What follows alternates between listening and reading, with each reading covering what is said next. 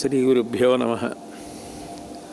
ఇప్పటి వరకు సదాశివ బ్రహ్మేంద్రుల యొక్క మానస సంచరరే, రామదాసు గారి యొక్క పలుకే బంగారమాయన, నారాయణ తీర్థుల తరంగం కృష్ణం కలయ సఖి సుందరం, ఇట్లాంటి మంచి మంచి కీర్తనలు దయానంద సరస్వతి వారు రచించినటువంటి శంభో శివశంభో, ఇటువంటి మంచి కీర్తనలు ఆ సోదరులు ఇద్దరూ కలిసి ఏకకంఠంగా పాడుతుంటే ఎంతో సంతోషంగా వినడం జరిగింది. కోయిల పాట తర్వాత కాకి ఎరుపు వినడం కొంచెం కష్టమే, కానీ భరించవలసి ఉంటుంది. శుక్లాంబరధరం విష్ణుం శశివర్ణం చతుర్భుజం ప్రసన్నవదనం ధ్యాయేత్ సర్వవిఘ్నోపశాంతయే. గురుర్బ్రహ్మా గురుర్విష్ణుః గురుర్దేవో మహేశ్వరః, గురుః సాక్షాత్ పరం బ్రహ్మ తస్మై శ్రీ గురవై నమః. వ్యాసాయ విష్ణురూపాయ వ్యాసరూపాయ విష్ణవే నమో వై బ్రహ్మనిధయే వాసిష్ఠాయ నమో నమః. కూజంతం రామ రామీతి మధురం మధురాక్షరం, ఆరుహ్య కవితాశాఖాం వందే వాల్మీకికోకిలం. శృతిస్మృతిపురాణానాం ఆలయం కరుణాలయం, నమామి భగవత్పాదశంకరం లోకశంకరం. వాగర్ధావివ సంపృక్తౌ వాగర్ధ ప్రతిపత్తయే, జగతః పితరౌ వందే పార్వతీ పరమేశ్వరౌ.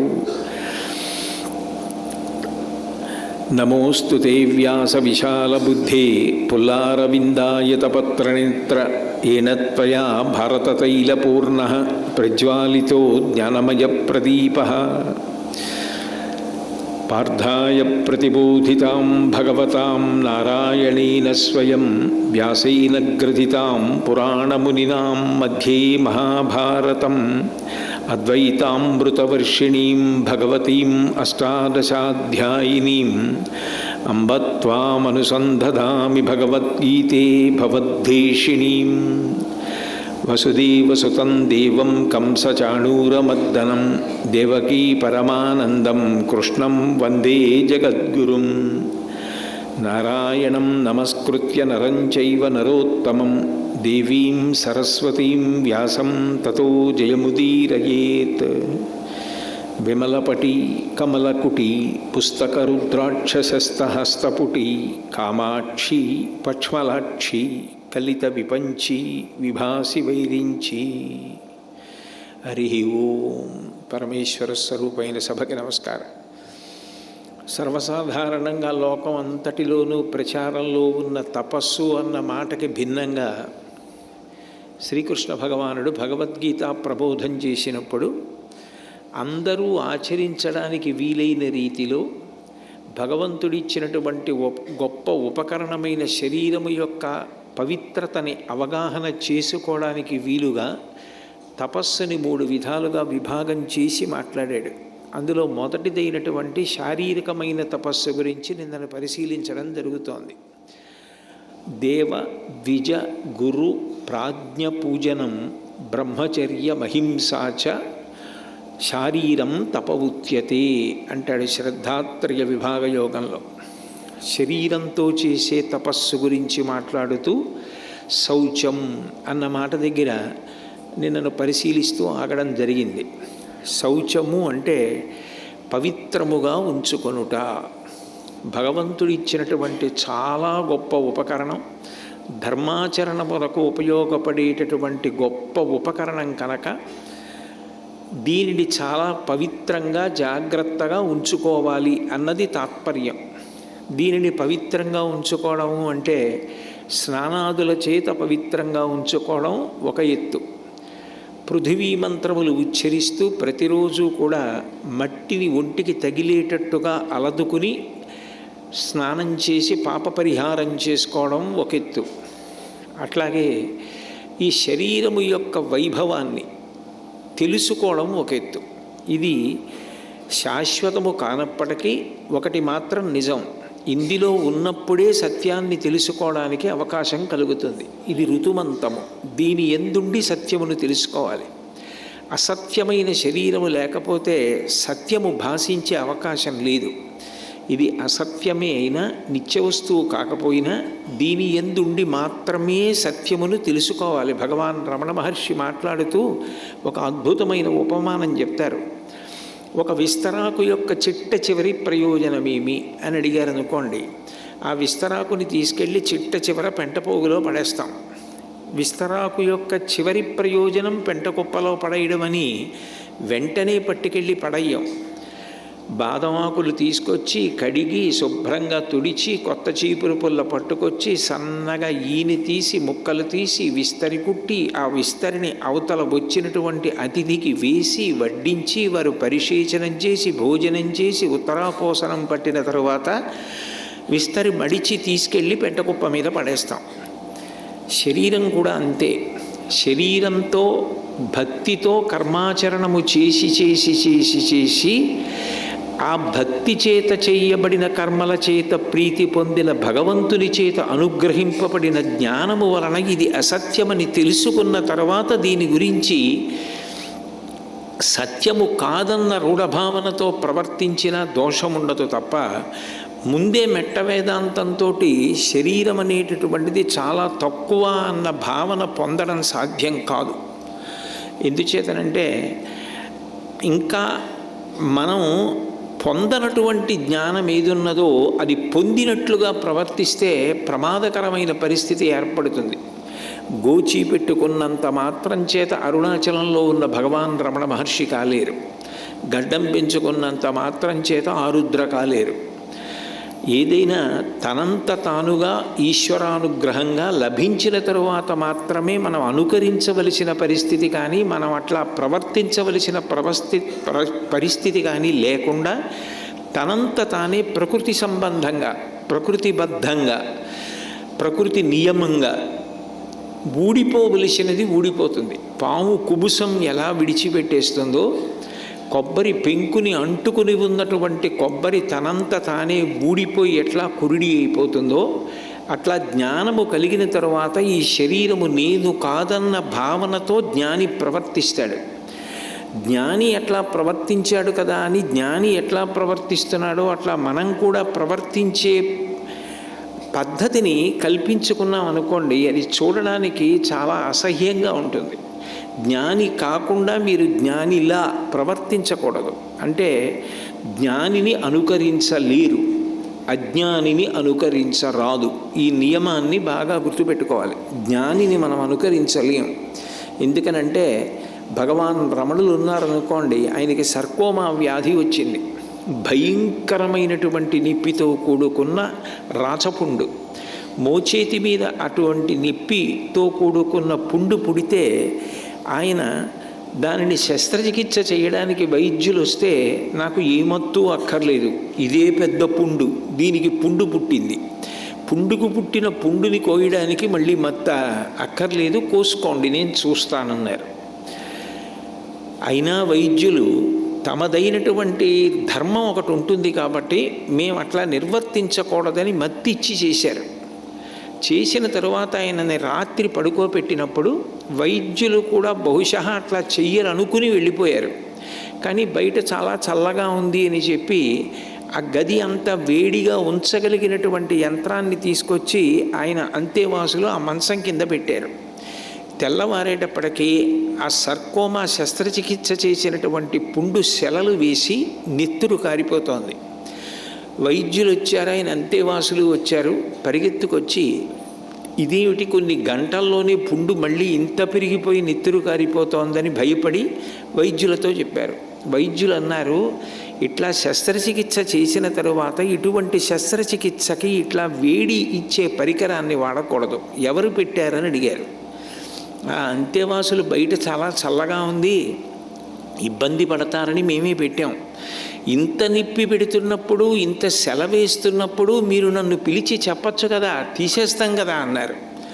అంటే భగవాన్ రమణులు అన్నారు, వారేమో ఈ పుండు ఉండకూడదని కోసేశారు, వీరేమో పుండు కోసిన తర్వాత బయట చల్లగా ఉంది నాకు సంతోషంగా ఉంటుందని యంత్రం పెట్టారు, ఇదేమో నాకు చల్లగా ఉంటే ఇష్టం లేదని సెలవేసింది, నేను అన్నీ చూస్తున్నానన్నారు. అంటే ఆయన సాక్షి. ఆ స్థాయికి వారు వెళ్ళిపోయారు కాబట్టి వారికి చెల్లుతుంది. వారు గోచి పెట్టుకున్నా చెల్లింది, వారు అసలు ఏమీ పెట్టుకోకపోయినా చెల్లింది. లోకం మర్యాద కోసం మీరు పెట్టుకోండి అంటే గోచి పెట్టుకున్నారు. పాతాళలింగం దగ్గరికి వెళ్ళి వారు తపస్సు చేస్తుంటే తేళ్ళు జిర్రులు లాంటి విషక్రిములు ఆయన తొడల కిందకు వచ్చి పట్టి కొరికి తినేస్తే రక్తం అంతా కారిపోయి అట్టలు కట్టేసింది. అయినా ఆయనకి బాహ్యస్మృతి లేదు, సమాధి స్థితిలో ఉన్నారు. ఇందాక మానస సంచరరే అన్న కీర్తన గురించి పాడుతూ అందులో ఆ విజిత ముకురి, ఆ పింఛం పెట్టుకున్నటువంటి కృష్ణ పరమాత్మ యొక్క భావన చేత మనసులో సమాధి పొందినటువంటి యోగులు ఉన్నారే, వాళ్ళు చాలా గొప్పవాళ్ళు. అటువంటి మానస సంచరరే కీర్తనలో సదాశివ బ్రహ్మేంద్రులు ప్రతిపాదించినట్లుగా తన యొక్క నిజస్థితి తాను ఆత్మగా మిగిలిపోయి శరీర విస్మృతిని పొందారు భగవాన్ రమణులు. అటువంటి వారు శరీరం గురించి పట్టించుకోలేదు అంటే చెల్లుతుంది. భగవాన్ రమణులకు చెల్లింది తప్ప ఆ స్థితికి వెళ్లకుండా మనం జ్ఞానిని అనుకరించకూడదు. ఎందుచేతనంటే జ్ఞాని అజ్ఞాని ఇద్దరూ కూడా కొన్ని విషయాల్లో ఒక్కలా ఉంటారు. అంటే నా ఉద్దేశం జ్ఞానిని అవమానించడం కాదు. జ్ఞాని తండ్రికి తద్దినం పెట్టడు. తండ్రి ఏమిటి, తల్లి ఏమిటి, నేనేమిటి, ఉన్నది ఒక్క ఆత్మ, ఒకటి తప్ప ఇంకొకటి లేదన్న స్థితిలో ఎప్పుడూ బ్రహ్మమునందు రమిస్తూ ఉంటాడు. అటువంటి భగవాన్ రమణులు తండ్రికి తద్దినం పెట్టారా అన్న ప్రశ్న ఉండదు. ఆయన పెట్టలేదని మనం పెట్టడం మానకూడదు కదా. ఆయన గోచి పెట్టుకున్నారని మనం పెట్టుకోలేం కదా. ఆయన అట్లా శస్త్రచికిత్స చేయించుకున్నారని మనం చేయించుకోలేం కదా. జ్ఞానిని అనుకరించలేరు. అజ్ఞాని శాస్త్రమును అంగీకరించక తద్దినం పెట్టాడు. కాబట్టి అజ్ఞానిని అనుకరించరాదు, జ్ఞానిని అనుకరించలేరు. ఈ రెండిటికి మధ్యలో అజ్ఞానము నుండి జ్ఞానమునకు వెళ్ళే పర్యంతము శరీరము సాధనము. దీని చేతనే సాధన చేసి ఆ జ్ఞానమును పొందాలి. ఆ పొందడం ఎలా ఉంటుంది అంటే వివేకానందుడి యొక్క మాటలలో చెప్పాలి అంటే ఈ ఎత్తు మించి దూకడం సాధన చేసేటటువంటి క్రీడాకారులు ఉంటారు.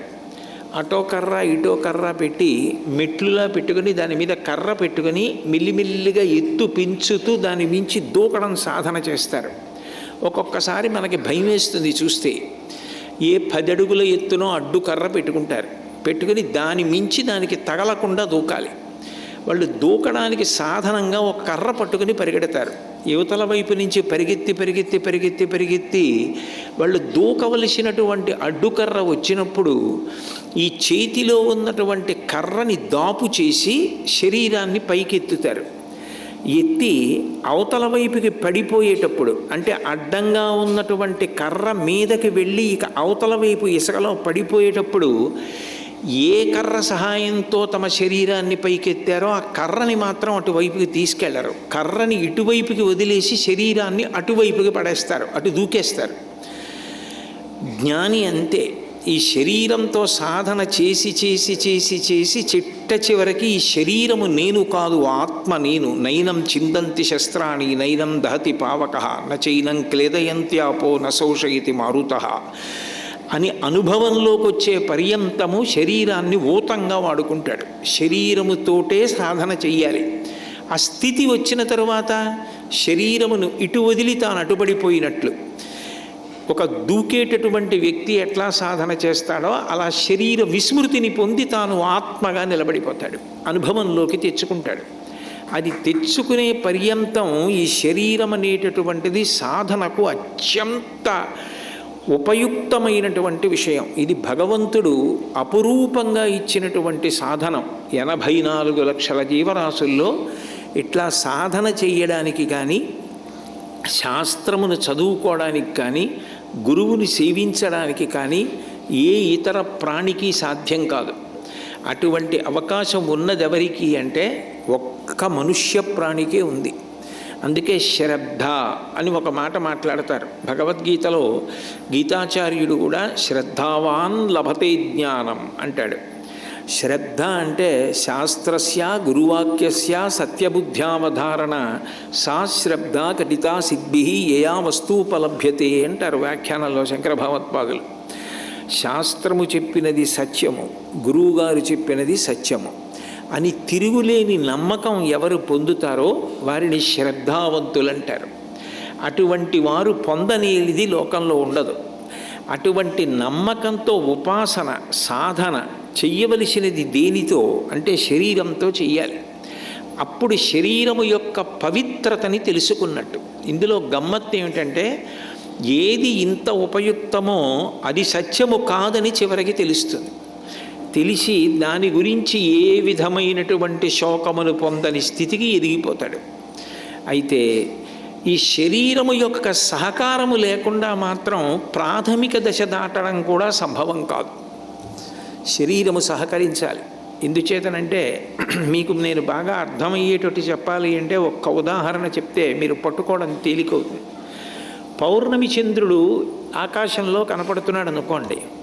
నేను ఒక పెద్ద పాత్ర తీసుకొచ్చి పాత్ర నిండా నీళ్లు పోసి ఆ చంద్రబింబం అందులో పడేటట్టుగా పెట్టాను. ఇప్పుడు ఆకాశంలో ఉన్న చంద్రబింబం ఆ నీటిలో ప్రతిఫలిస్తూ ఉంటుంది. దాని ప్రతిబింబం వంక చూస్తుంటే మహా ఉల్లాసంగా ఉంటుంది. అప్పుడప్పుడు మేము గోశాల్లో లక్ష్మీదేవి ఉన్న కోనేరు ఉంటుంది, ఆ కోనేటిలో పడుతుంది పూర్ణచంద్రబింబం యొక్క ప్రతిబింబం. అప్పుడు చూడ్డానికి ఎంత రమ్యంగా ఉంటుందో, అన్నా చెల్లెళ్ళు లేదా అక్కా తమ్ముళ్ళు ఇద్దరు అక్కడ కలిసి ఉన్నట్టుగా ఉంటుంది, అంత బాగుంటుంది. అయితే మీరు ఆ పాత్రలో ఉన్న నీటిలో చంద్రుడి యొక్క ప్రతిబింబాన్ని చూసి ఆనందిస్తున్న సమయంలో ఎవరో పాత్ర కదిపారు. పాత్ర కదిపితే ఏమవుతుంది? పాత్రలో ఉన్న నీళ్లు కదులుతాయి. నీళ్లు కదిలితే మీరు అప్పటి వరకు చూస్తున్న చంద్రబింబం సరిగ్గా కనపడదు. శరీరాన్ని మీరు ఎట్లా నిలబెట్టాలో, ఎట్లా కూర్చోవాలో, ఎట్లా ధ్యానం చెయ్యాలో, వెన్నుపాం ఎట్లా నిటారుగా పెట్టాలో, ఈ విషయాలు సాధన చేసి శరీరమును ఆలంబనంగా చేసుకుంటే తప్ప సాధన అన్నది ప్రాథమిక దశ దాటడం కూడా చాలా కష్టం. శరీరముతోటే మనిషి సాధన చెయ్యవలసి ఉంటుంది. అప్పుడు దీనికన్నా పరమ పవిత్రమైనటువంటి విషయం ఏముంటుంది? పైగా మిమ్మల్ని మీరు పరిశీలించుకోవడానికి, మీ బుద్ధిశక్తి ఎంత పెరుగుతోంది పరిశీలించుకోవడానికి శరీరము కన్నా గొప్పది ఇంకొకటి ఉండదు. నేను మీకు ఇటువంటివి చెప్పేటప్పుడు ఇటువంటి వాక్యాలు ప్రయోగించడం కన్నా నేను ఒక ఉదాహరణ చెప్తే మీకు చాలా తేలికగా ఉంటుంది. ఎవరో తిరుపతి వెళ్ళి వెంకటేశ్వర స్వామి దర్శనం చేసుకొచ్చి తిరుపతి ఆనందనిలయ విమానంలోకి వెళ్ళాం, వెంకటాచలం గుళ్ళోకి వెళ్ళాం, అన్నీ చూసాం, చాలా సంతోషించాం, దర్శనం చేసుకొచ్చాం అన్నారు అనుకోండి. వెంటనే మీరు అక్కడ భగవత్ సంబంధం కాకుండా, అంటే భగవన్మూర్తులు కాకుండా మామూలు మనుష్యులైనటువంటి వాళ్ళు, ఎదిగిపోయిన వాళ్ళు, మహాభక్తి తత్పరులు అయిన వారి విగ్రహాలు ఏమున్నాయి భగవన్మూర్తులు కాకుండా అని అడిగారు అనుకోండి. బుద్ధి అనేటటువంటిది అద్దం లాంటిది. దాన్ని మీరు ఎంత మెరుగుపెట్టి మనసు ఎంత చాంచల్యం లేకుండా నిలబడితే అంత బాగా దాన్ని పట్టుకుంటుంది. పట్టుకుందనుకోండి, వెంటనే లోపలికి వెళ్ళగానే ఎడం పక్కన వెంకటపతిరాయలు, అచ్యుతరాయలు, వరదాజీ అమ్మాని, కుడి పక్కన కూడా కృష్ణదేవరాయలు, తిరుమలదేవి, చిన్నాదేవి, ఇంకొంచెం ముందుకెళ్తే రాజా తోడ్రమల్, మాతా మోహనాంగి, పితాబి, మనుష్యుడిగా పుట్టిన ఆచార్య స్థాయికి ఎదిగి ఎంతోమందికి దారి చూపించిన భగవద్ రామానుజులు, వీళ్ళందరూ భగవంతుడు కాకుండా, భగవత్ స్వరూపం కాకుండా ఉన్నటువంటి మనుష్య సంబంధమైన మూర్తులు లేదా విగ్రహాలు అని చెప్పగలిగాడు అనుకోండి. దేనితో చెప్పాడు? ఈ కంటితో చూశాడు ముందు. కంటితో చూడని దాన్ని జ్ఞాపకం పెట్టుకోవడం, భావన చేయడం సాధ్యం కాదు. ఈ కంటితో ఏది చూశాడో అది లోపల జ్ఞాపకంలో ఉండిపోయిందనుకోండి, దాన్ని స్మరించగానే అది జ్ఞాపకానికి వచ్చి లోపల కనపడుతోందనుకోండి, అంటే మనసు దాన్ని బాగా పట్టుకుందని గుర్తు. అది విస్మృతి పొందకుండా, ఇతర విషయములు విస్మృతి పొందుతున్నా, మరిచిపోతున్నా, ఏది స్మృతి పథంలో ఉండిపోవాలో అది మాత్రం అట్లాగే ఉండిపోతోందనుకోండి. సాధన యందు రాటు తేలుతున్నాడని గుర్తు. అందుకే మీరు చూడండి, పూజలో అంగపూజ అని చేయిస్తారు. అధాంగ పూజ అంటారు. అధ అంటే తరువాత అని, అధ పంచమోధ్యాయ అంటారంటే తర్వాత పంచమోధ్యాయం, చతుర్థాధ్యాయం తర్వాత అని. అంగపూజ, అంగపూజ అంటే భగవంతుణ్ణి స్త్రీ స్వరూపంగా పూజ చేస్తే తల నుండి పాదముల వరకు చెయ్యాలి అంగపూజ. పురుష స్వరూపంగా భావన చేస్తే పాదముల నుండి తల వరకు చెయ్యాలి. చేసేటప్పుడు ఏం చేస్తారంటే పాదౌ పూజయామి, గుల్భౌ పూజయామి, జానునీ పూజయామి, ఊరూం పూజయామి, కటిం పూజయామి, నాభిం పూజయామి, ఉదరం పూజయామి, వక్షస్థలం పూజయామి, బాహూన్ పూజయామి, హస్తౌ పూజయామి, కంఠం పూజయామి, చుబుకం పూజయామి, ఓష్ఠే పూజయామి, దంతాన్ పూజయామి, కపోలాన్ పూజయామి, నాసికాం పూజయామి, నేత్రే పూజయామి, లలాటం పూజయామి, కర్ణౌ పూజయామి, శిర పూజయామి, సర్వాణ్యంగాని పూజయామి అంటారు. అంటే నిజానికి మీ దగ్గర పూజామందిరంలో ఉన్న మూర్తి అంగుష్ట మాత్రం. యజమాని బొటనవేలు ఎంత ఉంటుందో అంతే ఉంటాడు పూజా మందిరంలో ఉండే మూర్తి. అంతే ఉన్నటువంటి మూర్తి యొక్క అవయవములు మీరు ఎట్లా చూస్తారు అంగపూజలో? పాదాలు, చీలమండలు, పిక్కలు, మోకాళ్ళు, తొడలు, నడుము, ఆయన యొక్క బొడ్డు, పొట్ట, వక్షస్థలం, భుజాలు, చేతులు, పాణి, వేళ్ళు, ఉంగరాలు, కంఠం, చుబుకం అంటే గడ్డం, ముక్కు, లలాటం, కళ్ళు, చెవులు, చిట్ట చివరికి తల. ఆశ్చర్యం ఏమిటంటే చిట్ట చివరిది ఏమిటి? సర్వాణ్యంగాని పూజయామి అంటే నేను చామంతి పూలో జాజి పూలో పట్టుకుని తల మీద వదిలేస్తే అవి ఎంత వేగంగా కింద పడిపోతాయో అంత వేగంగా నేను కళ్ళు మూసుకుని తల నుంచి పాదాల వరకు ఆ పువ్వుతో సమానమైన వేగంతో కిందకి చూడాలి. దేంతో చూస్తారు? మనసుతో చూడాలి. మనసుతో చూడడానికి ముందు ఉపకరించేదేది? శరీరం. ఈ కళ్ళతో ముందు మూర్తిని బాగా అధ్యయనం చేసి మీరు పట్టుకున్నారనుకోండి, ఇప్పుడు దాన్ని ఏం చేశారంటే మీ మనసు మీద ముద్ర వేశారు. అంటే మనసు బాగా మిమ్మల్ని తరింప చెయ్యడానికి, వీలుగా సాధన చెయ్యడానికి ఉపకరించేదేది? శరీరం. అటువంటి శరీరం ఎంత పరమ పవిత్రం కాకపోతే అట్లా ఉపయోగపడుతోంది. పైగా అది పాపములు పోగొడుతోంది. ఎందుకనంటే గత జన్మలో చేసిన పాపం దుఃఖం రూపంలో పోవాలి. దుఃఖం రూపంలో, ఒక బాధ రూపంలో పోవాలి అంటే శరీరమే ఆ బాధని పొందాలి. మానసికంగా పోగొట్టుకుంటానంటే కుదరదు. మానస పూజ చెయ్యొచ్చు. ఇందాక రత్నౌకల్పితమాసనం హిమజలై స్నానంచ దివ్యాంబరం అని ఆదిశంకర భగవత్పాదులు చేసినటువంటి పూజలో చిట్ట చివరి శ్లోకాలు సంచార పదయో ప్రదక్షిణ విధి స్తోత్రాన్ని సర్వాగిరో యద్యత్ కర్మ కరోమి తత్తదఖిలం శంభో తవారాధనం అని ఆ శంభో శివశంభో పాటకు ముందు పాడారే శ్లోకం, అది శివమానస పూజ శంకర భగవత్పాదులది. అంటే నేను నడిచిన నడక అంతా నీ ప్రదక్షిణం అనుకో, అది మానసికంగా చేసినటువంటి పూజ. కానీ నిజంగా ముందు మీరు ప్రదక్షిణం చేసి అనుభూతిని లోపల మనసులో పట్టుకోవాలంటే ముందు ఎవరు ఉపయోగపడాలి? శరీరం ఉపయోగపడాలి. కొత్త పుణ్యం చేయాలంటే శరీరం ఉపయోగపడాలి. గురుసేవ చెయ్యాలంటే శరీరం ఉపయోగపడాలి.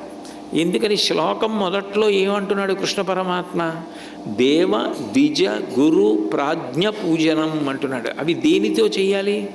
గురువుగారి సేవ చెయ్యాలంటే శరీరంతో చెయ్యాలి. రుక్మిణీదేవంతటిది రుక్మిణీ కళ్యాణ ఘట్టంలో అంటుంది, దేవ ద్విజ గురు ప్రాజ్ఞ పూజనం బ్రహ్మచర్య మహింసాచ శారీరం తప ఉచ్యతే అని కృష్ణుడంటే ఆవిడ రుక్మిణీ కళ్యాణంలో అంటుంది, గత జన్మంబుల ఈశ్వరున్ హరిజగత్ కళ్యాణు కాంక్షించి చేసి తిని ఏది అంటే ఆవిడ కూడా ఇదే మాటలు వాడింది. నేను గత జన్మంబుల ఈశ్వరున్ దేవద్విజ గురు ప్రాజ్ఞ పూజనము చేసిన దానినైతే హరిజగత్ కళ్యాణు కాంక్షించి చేసి తిని నిన్వసుదేవనందనుడునా చిత్తేశుడవుగాక నిర్జితులైపోదురుగాక సంగరములో చేదీశ ముఖ్యాధముల్లంది. నేను ఏమీ కోరకుండా అట్లా సేవ చేసి ఉంటే నాకు కృష్ణుడు భర్త యగుగాక అంది. అంటే శరీరం అన్నది ఎంత పవిత్రమైనటువంటిది, ఎంత అపూర్వమైన కానుక భగవంతుడిచ్చినది. అంటే నిజానికి శౌచం గురించి, శుభ్రత గురించి శరీరాన్ని ఇంత జాగ్రత్తగా ఉంచుకోవాలి. శరీరాన్ని ఇంత జాగ్రత్తగా ఉంచుకోవాలి అంటే కేవలం నా శరీరాన్ని జాగ్రత్తగా ఉంచుకుంటాను, నా పరిసరాలు మాత్రం జాగ్రత్తగా ఉంచుకోను అని మీరు అన్నారనుకోండి, శరీరం ఉండదు అలాగా. ఎందుకనంటే నేను నా పరిసరాల పట్ల శ్రద్ధ వహించనప్పుడు అందులోంచి దోమలు పెరుగుతాయి, ఈగలు పెరుగుతాయి, క్రిములు పెరుగుతాయి, కీటకాలు పెరుగుతాయి. అవి ఎవరిని కరుస్తాయి? వచ్చి శరీరాన్నే కరిచి రక్తం తాగుతాయి. అప్పుడు శరీరం ఏమైపోతుంది? పాడైపోతుంది. దాని శౌచం అన్న మాటకు అర్థం నీ శరీరమును జాగ్రత్తగా చూసుకోవడము అంటే నీ పరిసరాలన్నింటినీ కూడా శుభ్రంగా చూసుకోవడం. అంటే నిజానికి స్వచ్ఛ భారత్ అన్న నినాదం ఎక్కడి నుంచి వచ్చింది? వేదముల నుంచి, గీత నుంచి కూడా ఉంది ఆ మాట. నీ శరీరమును జాగ్రత్తగా ఉంచుకో, నీ చుట్టుపక్కల ఉన్నటువంటి పరిసరాల్ని కూడా జాగ్రత్తగా ఉంచుకో. శుభ్రంగా ఉంచుకోవడం రాకపోతే నీకు, ఇతరులకు, అందరికీ ఇబ్బంది. చిట్ట చివరికి భగవంతుడించిన ఇంత అపూర్వమైనటువంటి కానుక శౌచము పాటించని కారణము చేత పతనమైపోయినా అయిపోవచ్చు. అందుకని అది చెయ్యకు సుమా అని చెప్తుంది. 2, శరీరము ఎంత గొప్పది అంటే నోటిలోంచి మీరు ఏం తిన్నారో అవన్నీ శరీరానికి బలాన్ని ఇస్తాయి. నేను ఏ పరిశుద్ధమైన ఆహారాన్ని తింటున్నానో, ఎటువంటి పోషకాహారాన్ని తింటున్నానో, మితంగా ఆహారాన్ని తింటున్నానో, దైవర్పిత ఆహారాన్ని తింటున్నానో, న్యాయార్జితమైన ఆహారాన్ని తింటున్నానో అది నా శరీరాన్ని పోషిస్తుంది. ఈ నోటితో తిన్నది శరీరాన్ని పోషిస్తే ఉత్తరగతులను కూడా నిర్ణయించేటటువంటి మనసుందే, అది 5 ఇంద్రియములన్న కన్నాల్లోంచి వెళ్ళే వాటి చేత పోషింపబడుతుంది. కంటితో మీరు ఏది ఎక్కువ చూస్తారో దాని చేతనే మనసు ప్రభావితమవుతుంది. నేను ఎప్పుడూ సాత్వికమైనటువంటి విషయాలు, మనసుకి ఉద్రేకం కల్పించని విషయాలు ప్రశాంతంగా ఉంచి, ప్రశాంతమైన ఆలోచనలు ఇచ్చి, ప్రశాంతమైన నిర్ణయాలు చేసుకుని, ప్రశాంతమైన కార్యక్రమములు చేసేటట్టుగా చూస్తున్నాను అనుకోండి, శాంతంగా ఉంటుంది మనసు. మీరు ప్రకోపం చెందే విషయాలు ఈ అన్న కన్నంలోంచి లోపలికి పంపారనుకోండి, తిన్న అన్నం పరిశుద్ధం కాకపోతే శరీరం పాడైనట్టే, మనసు పాడైపోతుంది. శరీరం పాడైతే వైద్యుడి వలన ఒక 24, 48, 72 గంటల్లో స్వస్థత కలుగుతుంది. జీవితంలో ఒక్కసారి చూడకూడనిది చూసి ప్రకోపింపబడిన మనసు వదిలిపెట్టకపోతే జీవితమే పతనమైపోవచ్చు. పరిణతి లేకుండా ఏది పడితే అది చూస్తే అత్యంత ప్రమాదము సంభవించవచ్చు. కాబట్టి కంటితో చూసినదేదో ఈ శరీరంలో అది మనసుని ప్రభావితం చేస్తుంది. అప్పుడు మీకు ఈ కన్ను ఉద్ధరణకి ఎంత హేతువో కన్ను పతనానికి కూడా అంతే హేతువు. అప్పుడు దీనికి ఇంత శక్తి ఉంది, ఇది 2 వైపులా పదునున్న కత్తి. కాబట్టి దీన్ని నేను నాకు అనుకూలంగా నా ఉద్ధరణ కొరకు వాడుకోవాలి. వాడుకుంటే ఈశ్వరుడిచ్చినటువంటి ఈ శరీరం ఈశ్వరుణ్ణి చేరడానికి గొప్ప నౌక. నేను దీన్ని నిర్లక్ష్యం చేసి దీన్ని సక్రమంగా వాడుకోకపోతే నేనే పాడైపోతానన్న భావన, పూనిక పొంది ఉన్నవాడెవరో వాడే అసలు శరీరమును సక్రమంగా ఉంచుకోగలడు. అట్లా ఉంచుకున్న నాడు ఆయన ఒక్కడే కాదు, ఆయన కుటుంబ సభ్యులు, ఆ వీధిలో ఉన్నవాళ్ళు, ఆ ఊళ్ళో ఉన్నవాళ్ళు అందరూ శారీరకంగానూ ఆరోగ్యంగా ఉంటారు, మానసికంగానూ ప్రశాంతంగా ఉంటారు. మీరు ఒక్కటి ఆలోచించండి, ధర్మము అన్నది అందరూ పట్టుకున్నారనుకోండి, అసలు కారాగారములు, న్యాయస్థానములు, రక్షక భటులు అన్న 3 అవసరం ఉండదు వైద్యశాలలు కూడా. ఎందుకంటే ఎవరికి వాళ్ళు శరీరాన్ని శౌచంతో ఉంచుకుంటే అయినా ఏదైనా విషక్రిమి కరిస్తే ఒక వైద్యుడు అవసరం అవుతాడేమో. కానీ ధర్మాన్ని అందరూ పట్టుకున్నారనుకోండి, ఎవరు ఎవరిని చెనకరు. ఎవరు ఎవరిని చెనకకపోతే ఎవరు ఎవరిని హింసిస్తారు, ఎవరు ఎవరిని బాధ పెడతారు, ఎవరి ఆస్తి ఎవరు కాజేస్తారు, ఎవరిని ఎవరు శారీరకంగా కానీ మానసికంగా కానీ క్లేశ పెడతారు? అప్పుడు అసలు న్యాయస్థానములు కానీ చెరసాలలు కానీ రక్షక భటులు కానీ అవసరమే ఉండదు. మీకు విచిత్రమైన విషయం ఏమిటంటే సంస్కృత భాషలో అన్ని పదములు ఉంటాయి, కానీ సంస్కృత భాషలో లేని మాట ఏమిటంటే తాళం కప్ప. తాళం కప్పకి సంస్కృతంలో మాట లేదు. ఎందుకు లేదు అంటే ఒకప్పుడు ఈ దేశానికి తాళం కప్ప తెలియదు, తాళం వేయడం అన్న మాట లేదు. తలుపులు వేసి గడియ పెట్టడం ఎందుకు అంటే ఇతర జంతువులు లోపలికి వెళ్ళిపోకుండా ఉండడానికి గొళ్ళెం పెట్టి వెళ్ళిపోయేవారు అంతే. అంటే ఒకరి ఇంట్లోకి ఒకరు వెళ్ళడం, దొంగతన చేయడం అన్న మాట అసలు ఈ దేశమునందు లేదు. అందుకే వాల్మీకి రామాయణం బాలకాండలో నాకుండలి నామకుటి నాస్రగ్వి నాల్పభోగవాన్ అంటారు. అల్పభోగము అంటే లేకుండా ఎలా ఉంటుంది? ఒకరికి ఉన్న భోగం కన్నా ఒకరికి భోగం తక్కువ ఉంటుంది. అంటే ఆ భావన ఉందనుకోండి, వాడికి ఉంది నాకు లేదు అంటే వాడికి ఉన్నది నాకు కావాలని అనిపిస్తుంది. నాకేది అవసరమో అది ఈశ్వరుడు ఇచ్చాడు, అంతకన్నా నేను కోరనన్నాడు అనుకోండి, పక్కవాడికి ఉన్నా కోరడు. అటువంటి తృప్తితో బతికినటువంటి దేశం. కాబట్టి సంస్కృతంలో తాళం కప్పక మాట లేదు అంటే ఎంత ఆశ్చర్యం. అందుకని శరీరము యొక్క విలువ తెలిసి ప్రవర్తించడం శౌచం. అప్పుడు అది బాహ్య శౌచము అంతఃశౌచమునకు కలిసిపోతుంది. కలిసిపోయి మనసు మీద ప్రభావం చూపిస్తూ ఉంటుంది శరీర పోషణ. అందుకే శరీర పోషణము చెయ్యడం కూడా ఒక యజ్ఞం చేసినట్టుగా చేస్తారు. అన్నం తింటున్నాడు అనుకోండి, అన్నం తినేటప్పుడు మాత్రం ఇక చొక్కా కానీ బనీను కానీ ఏవీ వేసుకోకుండా ఉత్తరీయం ఒక్కటే వేసుకొని పరిశేచనం చేస్తారు. సత్యం తర్తేన పరిశించామి అని అడుగుతారు పగటిపూటైతే. రాత్రి అయితే ఋతం త్వా సత్యేన పరిశించామి అని అడుగుతారు.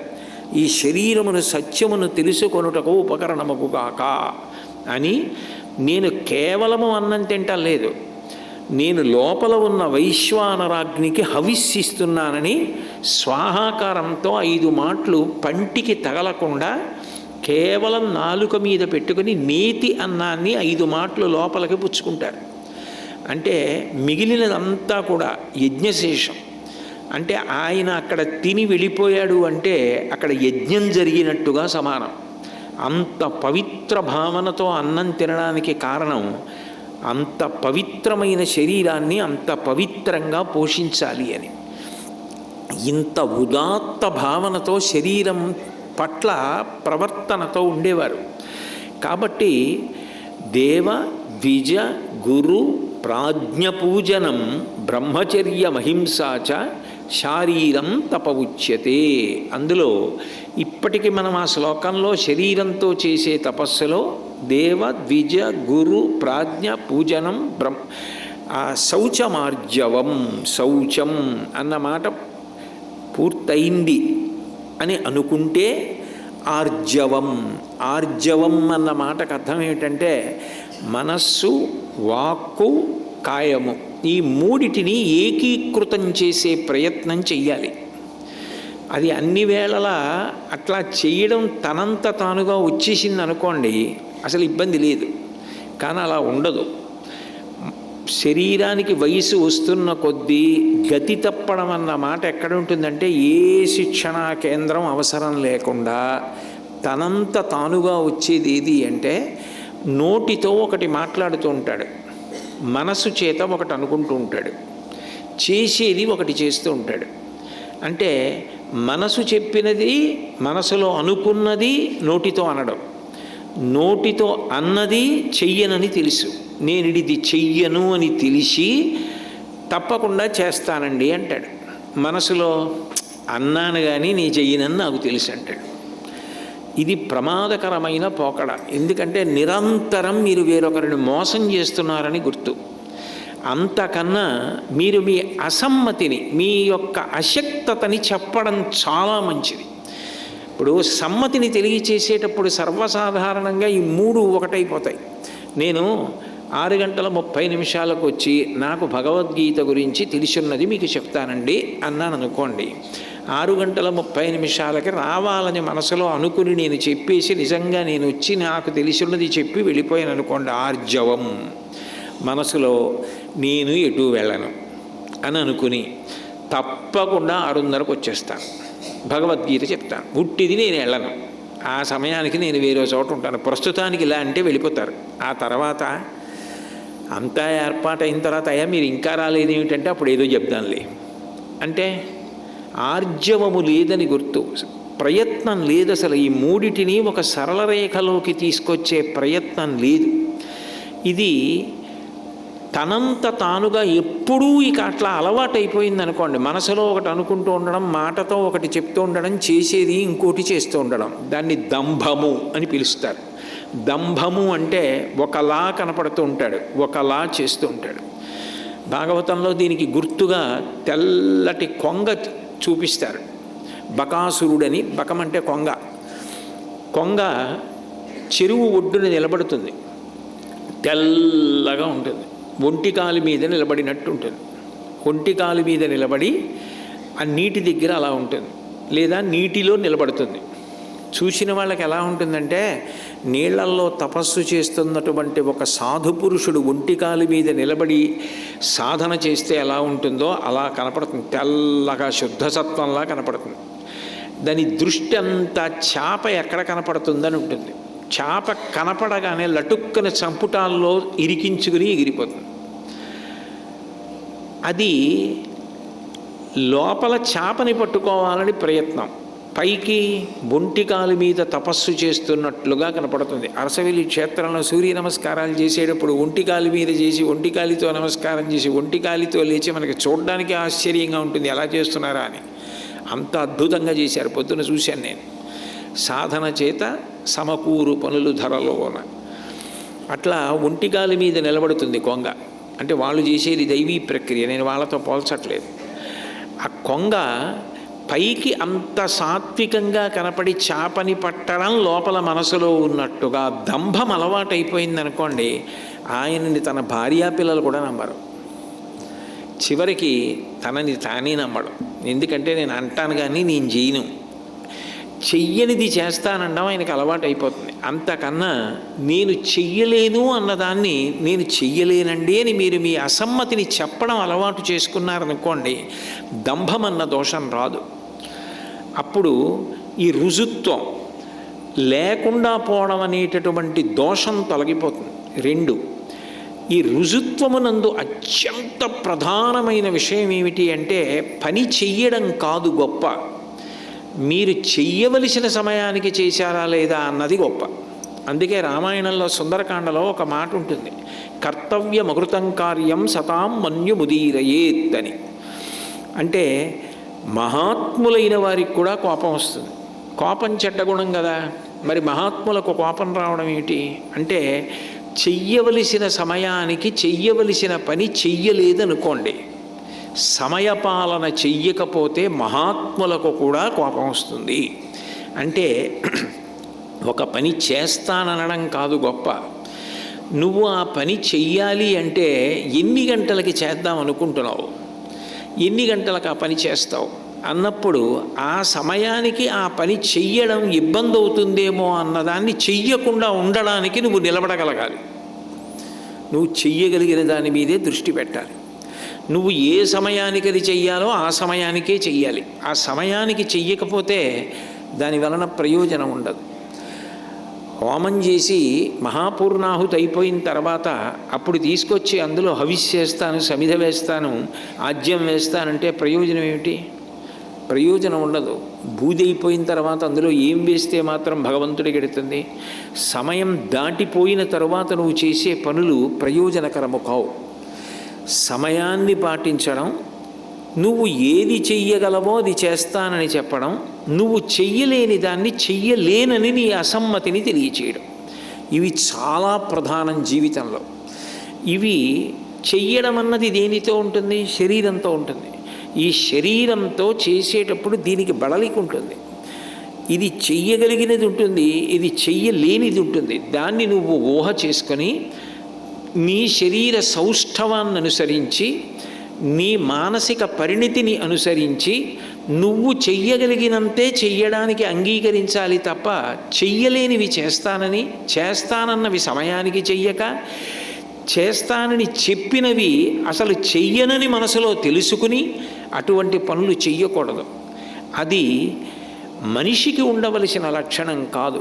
ఎందుకనంటే చాలా ఉత్కృష్ట ప్రాణి మనిషి. ఈ మాట నేను అన్నప్పుడు మీకు ఆ మనిషికి ఉన్న గొప్పతనం వేదం ఏం చెప్పిందో చెప్పవలసి ఉంటుంది. మనిషి దేవతల కన్నా గొప్పవాడు. ఎందుకనంటే దేవతలకి మళ్ళీ యజ్ఞాలు యాగాలు ఇవి చేయడం, పుణ్యకర్మలు చేయడం ఉండవు. వాళ్ళని త్రిదశులు అంటారు. ఎప్పుడూ 30 ఏళ్ల వయస్సులో ఉంటారు. ఎందుకు 30 ఏళ్ల వయస్సులో వాళ్ళని ఉంచుతారంటే వాళ్ళు నిరంతర భోగం అనుభవిస్తూ ఉంటారు. ఎందుకు అనుభవిస్తారంటే ఇక్కడ బాగా పుణ్యం చేసుకున్న వాళ్ళు ఆ ఫలితాన్ని అనుభవించడానికి దేవలోకంలో దేవతా పదవులలో కడతారు. నేను కొంత డబ్బు బ్యాంకులో వేసి అదే పనిగా డబ్బు తీసేస్తుంటే కొన్నాళ్ళకి ఆ డబ్బు అయిపోతుంది. అట్లాగే దేవలోకంలో భోగాలు అనుభవించగా నీ చేసుకున్న పుణ్యం అయిపోతుంది. క్షీణే పుణ్యే మర్త్యలోకం విశంతి, మళ్ళీ వచ్చి కింద పడిపోతాడు. కానీ దేవతా పదవులలోకి వెళ్ళాలంటే మనిషే వెడతాడు. శతక్రతుమివాసీనం నాగరాజస్య మూర్ధని అంటారు రామాయణంలో. 100 యజ్ఞములు చేసినవాడు ఇంద్ర పదవిలోకి వెడతాడు. అంటే దేవతా పదవులలోకి ఎవరు పెడతారు అంటే విశేష పుణ్యం ఉన్నవాడు పెడతాడు. నాకు శాస్త్రం అక్కర్లేదు, గురువు అక్కర్లేదు, నా ఇష్టం వచ్చినట్టు నేను ప్రవర్తిస్తానని పాపకర్మలు చేసినవాడు తిరియక్ అవుతాడు. తిరియక్ అంటే భూమికి అడ్డంగా పుట్టి అడ్డంగా పెరిగేటటువంటి ప్రాణి. ఎన్నాళ్ళు ఉంటావు ఇక్కడ? మహా ఉంటే ఓ 70 ఏళ్ళు 80 ఏళ్ళు. అదేం పెద్ద కాలం కాదు. ఒక మూకుడుకున్నంత వయస్సు కూడా కాదు. అది 3 తరాలు చూసిన మూకుళ్ళు ఉంటాయి. అంతకన్నా తక్కువ వయస్సు. ఆ తర్వాత శరీరం పతనమైపోతే ఎప్పుడూ శాస్త్రాన్ని గురువుని ప్రమాణంగా తీసుకుని చెయ్యలేదు కాబట్టి తిరియక్కుగా పుట్టిస్తారు. తిరియక్ అయిపోవాలి. లేదు పుణ్యకర్మలు చేసి ఫలితం కావాలంటే దేవలోకానికి వెళ్ళచ్చు. నాకు పుణ్యం అక్కర్లేదు, పాపం అక్కర్లేదు, ఈశ్వరుడు ఎట్లా చెప్పాడో అట్లా నేను బతుకుతాను. అది దేని కొరకు అంటే మత్కర్మ పరమోభవ, ఆయన సంతోషము కొరకు ఆయన చెప్పినట్టు బ్రతుకుతాను. అదే ధర్మాచరణం. ఆ ధర్మాచరణము చేసిన వాడు ఎవరుంటాడో వాడు చేసి చెయ్యనివాడే. కర్మయందు వికర్మ అంటే కర్మ చేసి చెయ్యనివాడు, కర్మయందు అకర్మ చేత వికర్మ చేసిన వాడై ఆయనను బంధించే కర్మ లేక చిట్ట చివర ఈశ్వరానుగ్రహము చేత జ్ఞానమును పొంది సంచితము దగ్ధమై పునరావృత్తిరహిత శాశ్వత శివ సాయుధ్య స్థితిని పొందుతాడు. ఎందుకనంటే అప్పుడు మీరు నన్ను ఒక ప్రశ్న వేయచ్చు, ఏమండి మరి అంతంత భక్తి తత్పరులు, అంతంత జ్ఞానమును పొందిన వారు కూడా శారీరకంగా చాలా బాధపడ్డ వాళ్ళు ఉన్నారు కదా, మరి వాళ్ళ బాధ ఈశ్వరుడు ఎందుకు పెట్టినట్టు అని. రామకృష్ణ పరమహంస ఉన్నారు, కంఠంలో రాచపుండు పుట్టింది. భగవాన్ రమణులు ఉన్నారు, మహాజ్ఞాని అరుణాచలంలో, వారికి సర్కోమా వ్యాధి వచ్చింది. ఆదిశంకర భగవత్పాదులకు భంగతర వ్యాధి వచ్చింది. ఆయన పంచె కట్టుకుని కూర్చుంటే నెత్తుటితో తడిసిపోయేది. పద్మపాదాచార్యుల వారు ఆ పంచె తీసుకెళ్ళి తడిపి ఆరేస్తుండేవారు. అశ్వనీ దేవతల్ని పంపించాడు పరమశివుడు కైలాసం నుంచి. అవతారంగా ఇక్కడున్న మూలమూర్తి ఉంటుందిగా, అశ్వనీ దేవతలు కూడా తగ్గించలేకపోయారు. అప్పుడు పద్మపాదాచార్యుల వారు నృసింహ స్తవం చేస్తే ఆయన మీద ప్రయోగం చేసిన వ్యక్తికి ఆ వ్యాధి వెళ్ళిపోయేటట్టుగా చేసి శంకరుల్ని కాపాడింది. సేవ చేసిన వారు తోటకాచార్యుల వారు, స్తవం చేసిన వారు పద్మపాదాచార్యుల వారు. కాబట్టి శంకర భగవత్పాదులంతటి వారు భంగధర వ్యాధిని పొందారు. మరి అదేమిటండి, అంత భక్తి కలిగిన వాళ్ళు అంత జ్ఞానులకు కూడా ఉంటుందా అంటే, శరీరం విషయంలో మీరు ఒక్కటి బాగా గుర్తుపెట్టుకోవలసి ఉంటుంది. 3 రకములైనటువంటి పాపపుణ్యములు ఉంటాయి. మనం చేసిన పాపపుణ్యాలు ఈ జన్మే కాదుగా, కొన్ని కోట్ల జన్మలు ఎత్తిన ఉన్నాయి. వాటిల్లో చేసిన పాపపుణ్యములన్నీ పర్వతములు ఎలా ఉంటాయో అలా రాసులు పడి ఉంటాయి. అదంతా సంచితం అంటారు. అందులో కొంత భాగాన్ని అనుభవించమని ఈ జన్మలో పంపిస్తాడు. అది అదృష్టమైతే మనుష్య జన్మ. మనుష్య జన్మలోకి వస్తాడు, కొత్తగా పుణ్యం చెయ్యొచ్చు. మిగిలిన జన్మలలో చేసుకోవడానికి ఉండదు. మారేడు చెట్టు అయి పుట్టినా దాని దళమని శివలింగం మీద వేయలేరు. మనిషి అయితే మారేడు దళం కోసి శివలింగం మీద వేస్తాడు. ఆవైనా తన పాలు తాను అభిషేకం చేయదు. మనిషి అయితే ఆవు పాలు తీసి అభిషేకం చేస్తాడు. కాబట్టి ఇప్పుడు ఆ సంచితము కొండల్లా పడిపోయిన దాంట్లో కొంత తీసి ఇది అనుభవించేసే ఈ జన్మలో అని పంపిస్తాడు ఈశ్వరుడు. అది ప్రారబ్ధం. ఉండిపోయిన మిగిలినది సంచితం. వచ్చే జన్మల్లో అనుభవించడానికి కొంత సిద్ధంగా ఉంచుతాడు. ఎందుకంటే ఈ శరీరం వదలగానే ఇంకో శరీరంలోకి వెళ్ళిపోతాడు. జాతస్య హి ధ్రువో మృత్యు ధ్రువం జన్మమృతస్య చ తస్మాత్ అపరిహార్యేద్ధే నత్వం శోచితుమర్హసి. ఈ శరీరం వదిలిపెడితే ఇంకో శరీరంలోకి వెళ్ళాలి. భాగవతంలో వర్ణిస్తారు, గొంగళి పురుగు ఆకు మించి ఆకు మీదకి వెళ్ళేటప్పుడు ఏం చేస్తుందంటే శరీరాన్నంతటినీ ఆకు చివరికి తీసుకెడుతుంది. ఈ ఆకు కొద్దిగా వంగుతుంది దాని బరువుకి. ఎదురుగుండా ఉన్న ఆకు తనకి అందుతుంది అన్నంత దగ్గరికి వెళ్ళి వంగిన తరువాత ఒక్కసారి ముందున్న శరీరాన్ని సాగతీసి ముందున్న ఆకు మీదకు పెట్టుకుంటుంది. పెట్టుకొని వెనక ఉన్న శరీరాన్ని లాక్కుంటుంది. లాక్కుని ఈ ఆకును వదిలేసి ఆ ఆకు మీదకి వెళ్ళిపోతుంది. శరీరం వదిలిపెట్టి ఇంకో శరీరంలోకి వెళ్ళిపోవడం కూడా అలాగే ఉంటుంది. ఈ శరీరాన్ని వదిలేస్తాడు, వేరొక శరీరానికి వెళ్ళిపోతాడు. వాసాంసి జీర్ణాన్ని యథా విహాయ నవాని గృహ్ణాతి నరోపరాణి తథా శరీరాన్ని విహాయ జీర్ణాన్ అన్యాన్ని సంయాతి నవాని దేహి. ఏడవడానికి ఏం లేదురా, ఇప్పుడు ఉన్నావు, అప్పుడు ఉన్నావు, ఎప్పుడు ఉన్నావు. ఆత్మ ఉండిపోయేదే. శరీరము పతనమైపోతుంది. ఏడ్చినా ఉండదు, ఏడవకపోయినా ఉండేది ఆత్మ. అది నువ్వై కాదనుకుని ఏడుస్తున్నావు అంతే అన్నాడు కృష్ణ పరమాత్మ అర్జునుడితో. ఎవరిని చంపేస్తావు? ఎవరూ చచ్చిపోరు, అందరూ ఉండేవాళ్ళే. చచ్చిపోయేది శరీరం. అది నేను అనుకుని ఏడుస్తున్నారు తప్ప అజ్ఞానంతో. అసలు నిజంగా జ్ఞానం కలిగితే చనిపోయేవాడన్నవాడు లేడు. ఎందుకంటే ఆత్మ నిత్యము, సత్యము, నిరంజనము. దానికి కదలిక లేదు. అది సర్వవ్యాపి, ఎప్పుడూ ఉంటుంది. కాబట్టి ఉత్తర జన్మల యందు అనుభవించడానికి తీసి సిద్ధం చేసిన దానిని ఆగామి అంటారు. అబ్బో పర్వతాల్లా పడిపోయి ఉన్న దాన్ని సంచితం అంటారు. ఈ జన్మలో అనుభవించవలసిన దానిని ప్రారబ్ధం అంటారు. ఎంత భక్తుడు అవనివ్వండి, ఎంత జ్ఞాని అవనివ్వండి, ఒకసారి ప్రారబ్ధం పట్టుకుని వచ్చేసాడు అనుకోండి భూమి మీదకి, అది వదిలిపెట్టేసిన బాణం. మీరు బాణం వెయ్యడం ఆప్చేయచ్చు, వదిలిపెట్టిన బాణాన్ని ఆపలేరు. అది వెళ్ళిపోవలసిందే. ప్రారబ్ధం అనుభవించేయవలసింది. అంటే జ్ఞాని అనుభవించడానికి, జ్ఞానము కలగకముందు అనుభవించడానికి తేడా ఎక్కడుంటుందంటే, జ్ఞాని ఆ బాధని అనుభవిస్తూ దానికి సాక్షిగా ఉంటాడు. ఓ ఈ శరీరము నేను కాదు, కానీ ఈ శరీరము బాధపడుతోంది, కారణం ప్రారబ్ధాన్ని అనుభవించేస్తోందని. జ్ఞాని ఈ శరీరము పతనమైపోతున్నప్పుడు కూడా ఓ ఇది పడిపోతోంది, ఇది ఎట్లా పుట్టిందో, ఎట్లా పెరిగిందో, ఎట్లా తరిగిపోయిందో, ఎట్లా వృద్ధాప్యం పొందిందో అట్లా నశించిపోతోంది, ఇది పడిపోతోందని పడిపోతున్నదాన్ని సాక్షిగా చూస్తాడు.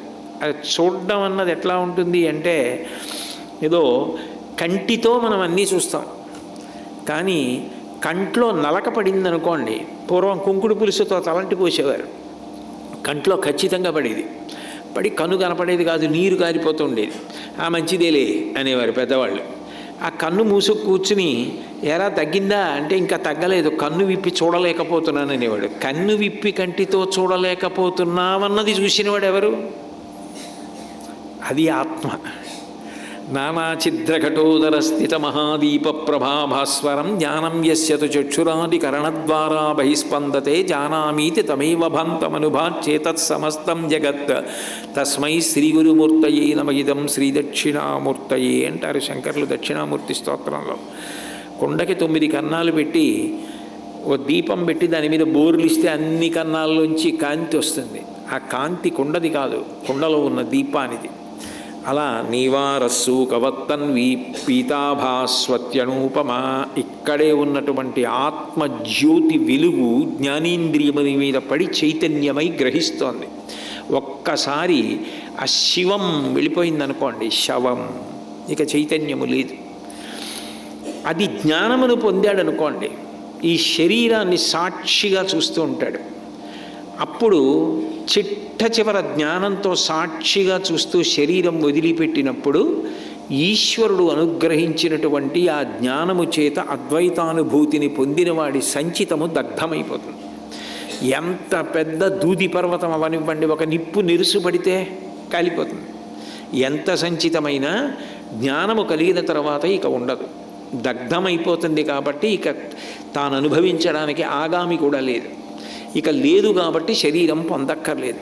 ఆఖరిసారి శరీరం పడిపోతుంది. అందుకని ఇక మళ్ళీ పడడానికి తాను వస్తే కదా శరీరంతో. కాబట్టి భక్తికి చిట్ట చివరి స్థితి ఏది అంటే ఈశ్వరుని యందు ఐక్యమే.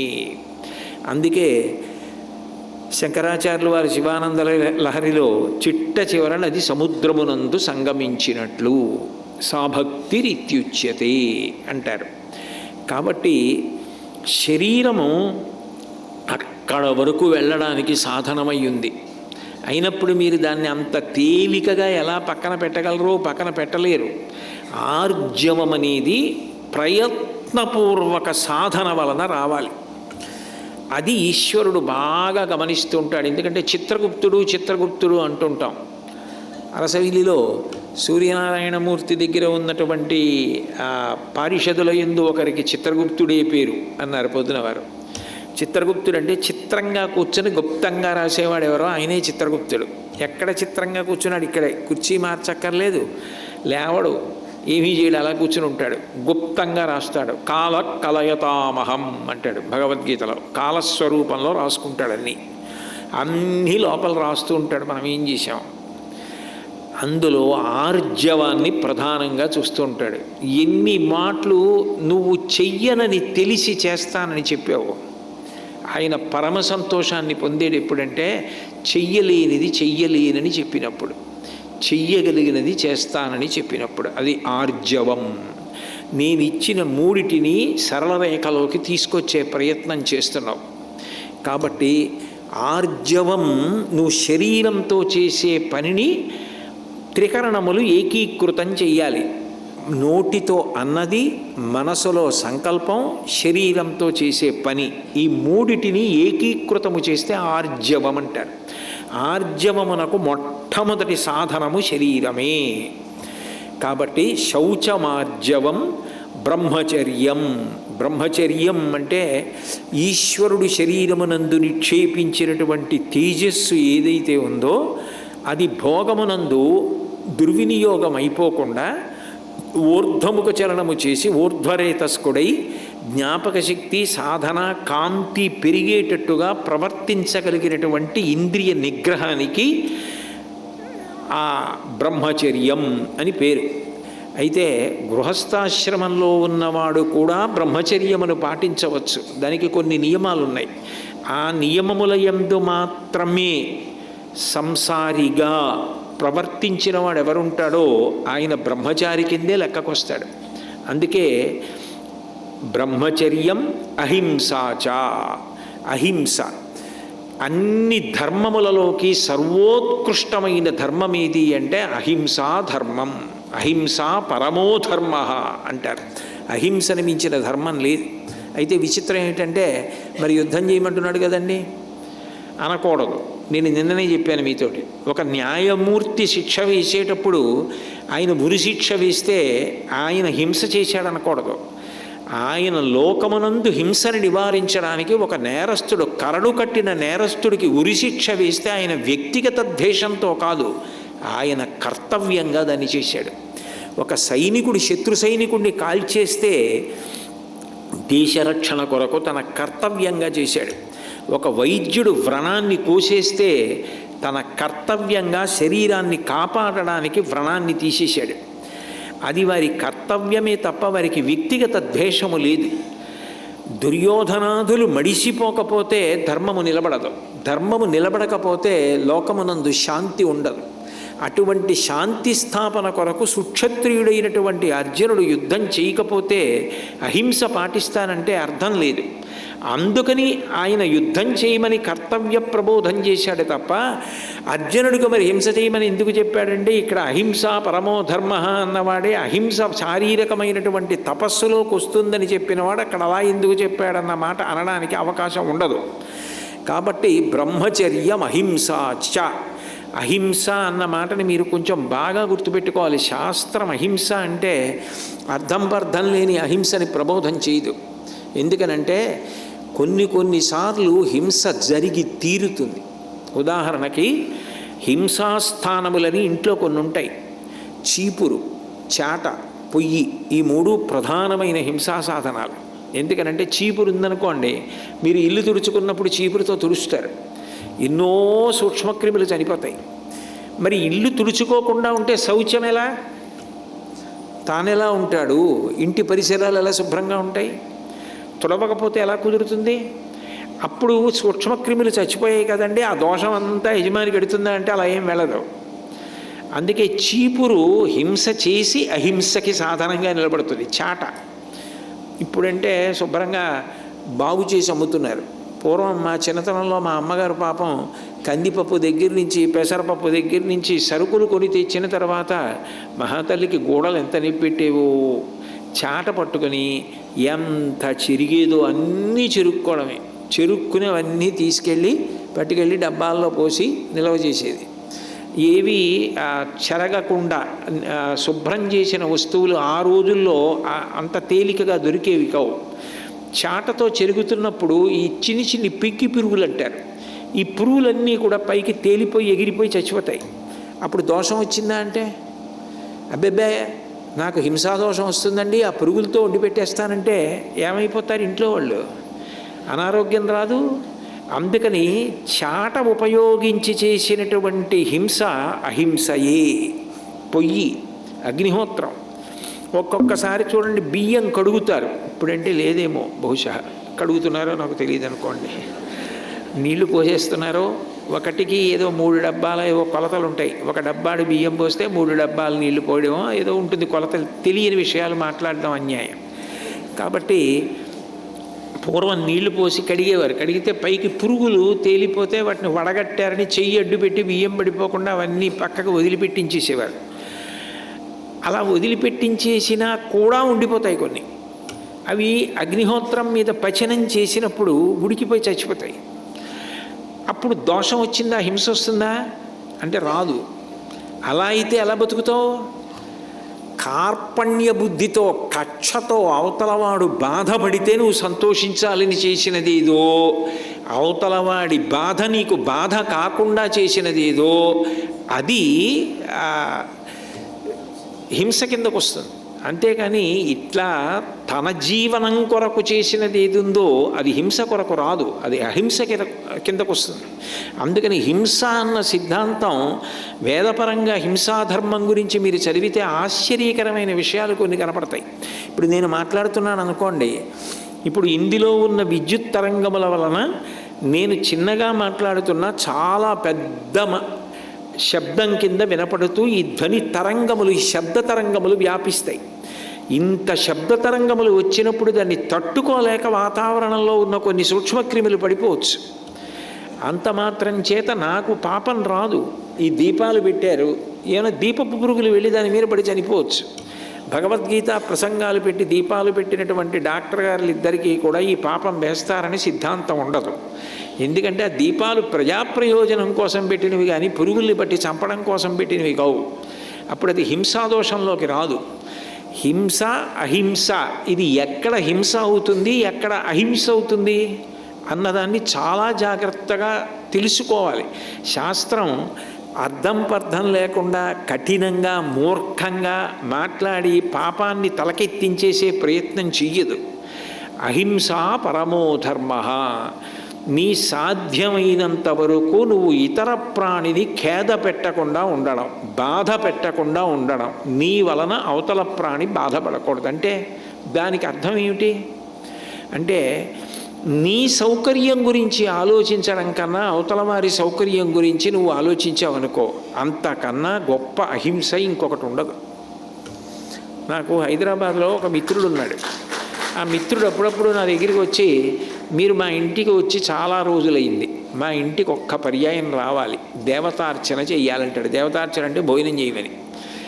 ఆ పిలిచేటప్పుడు ఎంత అందంగా పిలుస్తాడంటే, ఆయన వీళ్ళందరికీ తెలుసు, శివశంకర్ అని ఉన్నాడు, ఆయన ఎంత అందంగా పిలుస్తాడంటే, గురువుగారు నేను పిలిచానని మీరు నా మీద ప్రేమతో ఇబ్బంది పడి మాత్రం రావద్దు, మీరు చాలా సౌకర్యంగా చాలా సంతోషంగా ఇప్పుడు నేను వెళ్ళగలను వాళ్ళ ఇంటికి అని మీరు అనుకున్నప్పుడు రండి. మీకున్న ఒత్తిడి నాకు ఉండదు కదా. మీరు ముందు రోజు చెప్తే చాలు, రేపు నేను మీ ఇంటికి వస్తున్నాను దేవతార్చనకి అని చెప్తే చాలు, నాకు పండగ, మీరు రండి గురువుగారు, రేపు రండి ఎల్లుండి రండి అని నేను అడగను. ఎందుకనంటే మీ సౌకర్యం నాకు ప్రధానం అంటాడు.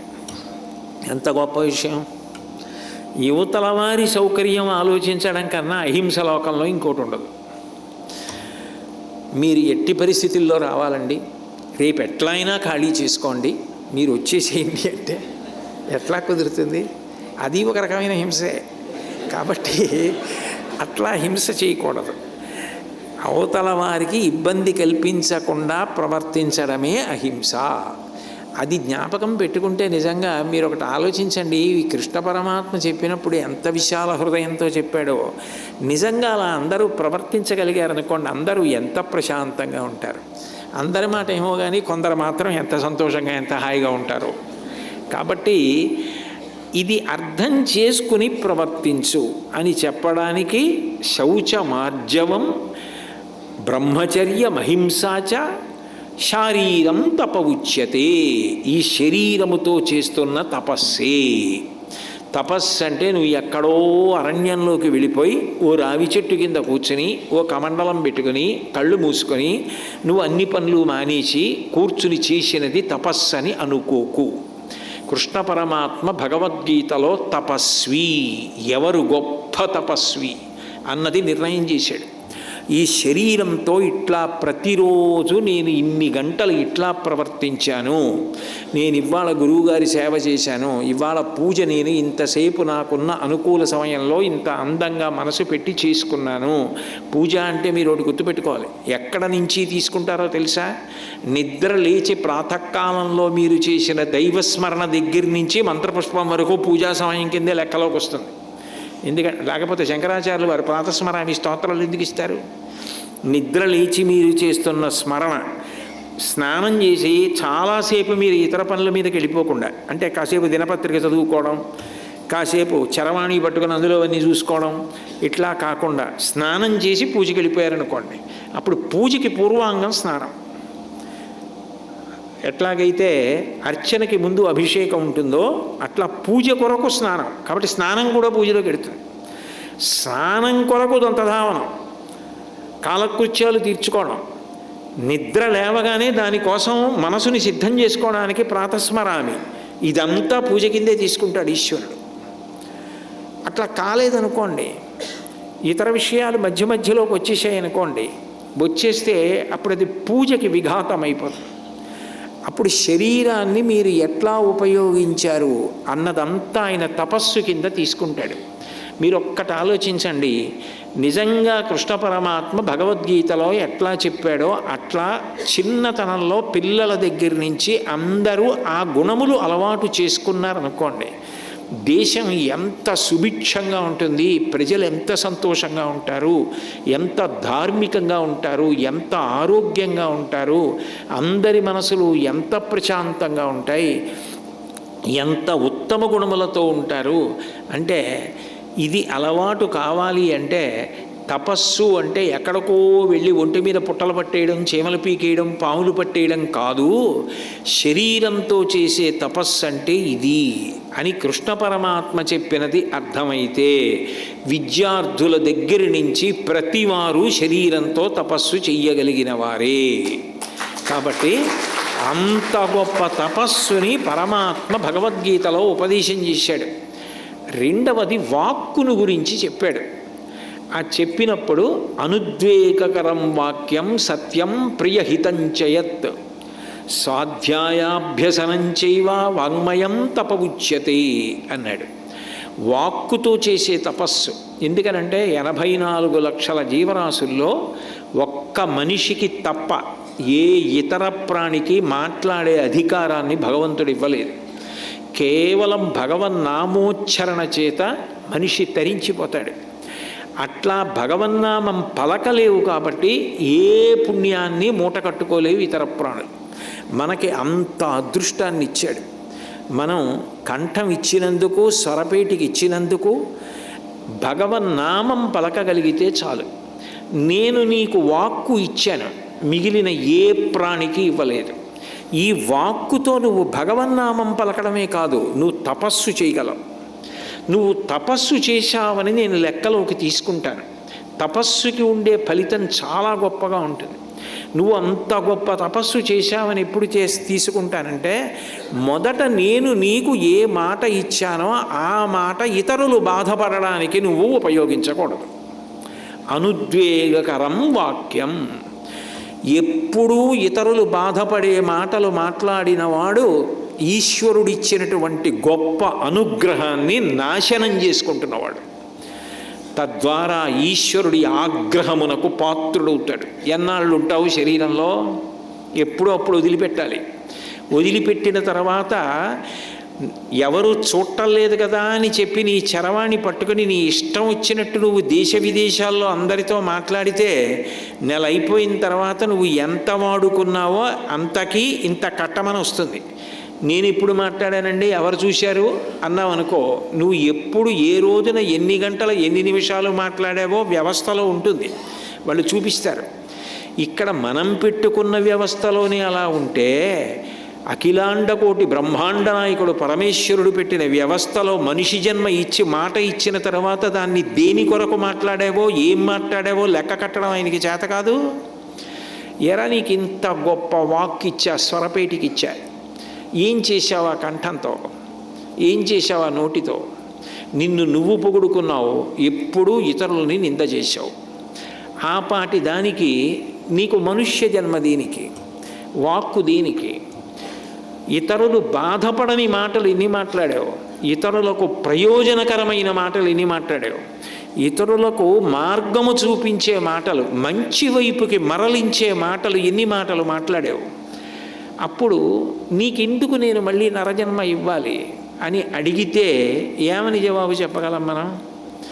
ఉత్తరగతులను కూడా ఈ తపస్సు నిర్ణయిస్తుంది. అందుకని మొదటి షరతుగా కృష్ణ భగవానుడు చెప్పింది ఏమిటంటే అనుద్వేగకరం వాక్యం. ఎందుకనంటే హింసలో చాలా గొప్ప హింస దేనితో చెయ్యవచ్చు అంటే వాక్కు చేతనే. సత్యహరిశ్చంద్రీయంలో బల్జేపల్లి వారు ఒక మాట అంటారు, కడుపున్ రంపపు కోత కోయునదియే గాయాలు కాకుండినన్ అంటారు.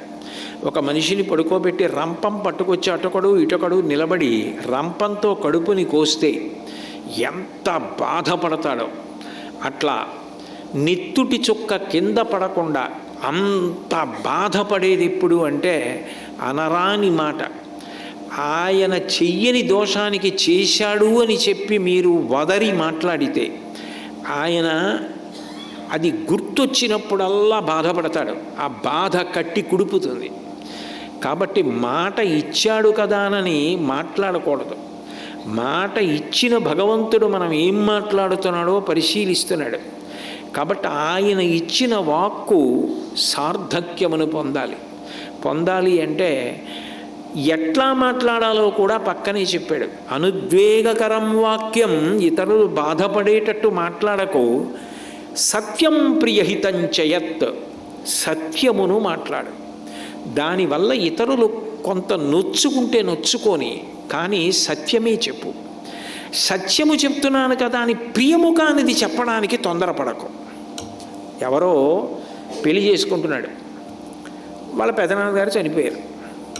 అమ్మయ్య, ఇన్నాళ్ళకి నాకు సత్యం చెప్పే అవకాశం వచ్చిందని గబగబా వెళ్ళి పెళ్లి కొడుకు దగ్గరికి ఏమై మీ పెదనాన్నగారు పోయారని చెప్పకూడదు. సత్యం చెప్పే అవకాశం వచ్చినా అది ప్రియం కాదు. అది ఇప్పుడు చెప్పవలసిన అవసరం ఏం లేదు. కాసేపు నువ్వు చెప్పకుండా ఉంటే వచ్చిన నష్టం ఏమిటి? ప్రియమైనటువంటి భాషలో అవతల వారికి హితమైనది చెప్పాలి. హితము అంటే మేలు కలిగించేది. వారికి నా మాట వలన మేలు కలుగుతుంది, వాళ్ళు ఖచ్చితంగా మంచి మార్గంలో నడుస్తారు.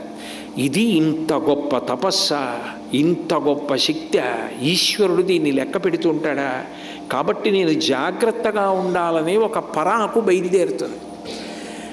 అందుకని మౌనం కూడా వాక్కే. ఒక్కొక్కసారి ఇక మీరు ఎంత చెప్పినా వినలేదనుకోండి, మీరు ఏమీ మాట్లాడకుండా ఉండడమే మౌనము భాష. అప్పుడు మనసుకి మౌనం ఉంటుంది, మాటకి మౌనం ఉంటుంది. మనసుకుండే మౌనం వేరు, అది చెప్తాడు 3వ శ్లోకంలో చెప్తాడు ఆయన. మన ప్రసాద సౌమ్యత్వం అంటాడు. వాక్కు వాదన పెంచడం కన్నా మీరు మౌనం వహించి ఈశ్వర నేను చెప్పడం సాధ్యం కావట్లేదు, మీకు చెప్పుకుంటున్నాను, నేను ఇది చేస్తాను అని మీరు చెప్పి వదిలేయడం మంచిది. కాబట్టి మౌనము వాక్కు, వాక్కు మౌన భంగము.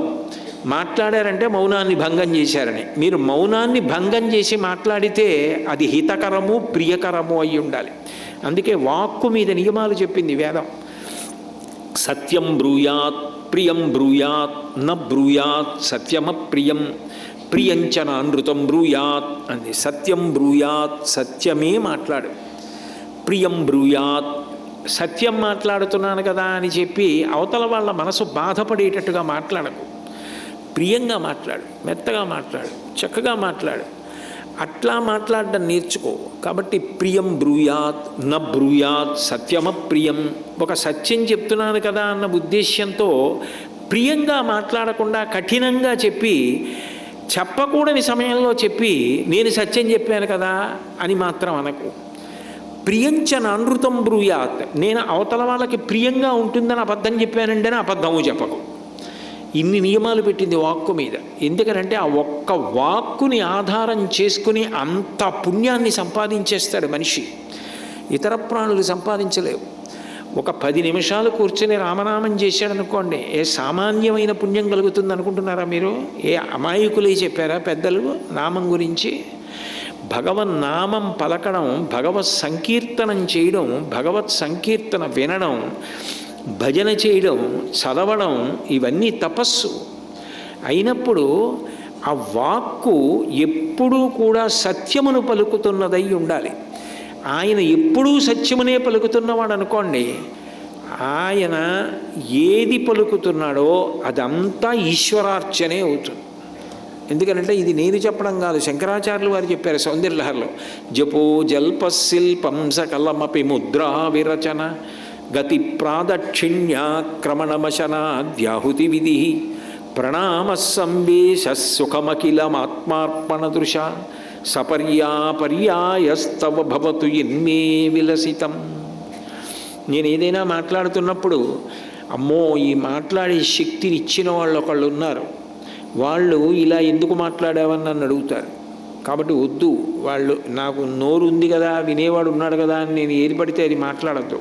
కొంచెం జాగ్రత్తగా ఉందాం, ఆయనకి మనం జవాబుదారీ, ఆయనకి చెప్పుకోవలసి ఉంటుంది అని ఎవరు వాక్కులు ఇచ్చారో వాళ్ళని గుర్తు తెచ్చుకుని మాట్లాడిన వాడు ఎవరున్నాడో అంత జాగ్రత్తగా మాట్లాడాడు. కాబట్టి ఒక రోజు మొత్తం మీద ఆయన మాట్లాడిన మాటలన్నీ మంత్రములే, అదంతా భగవన్నామం పూజే.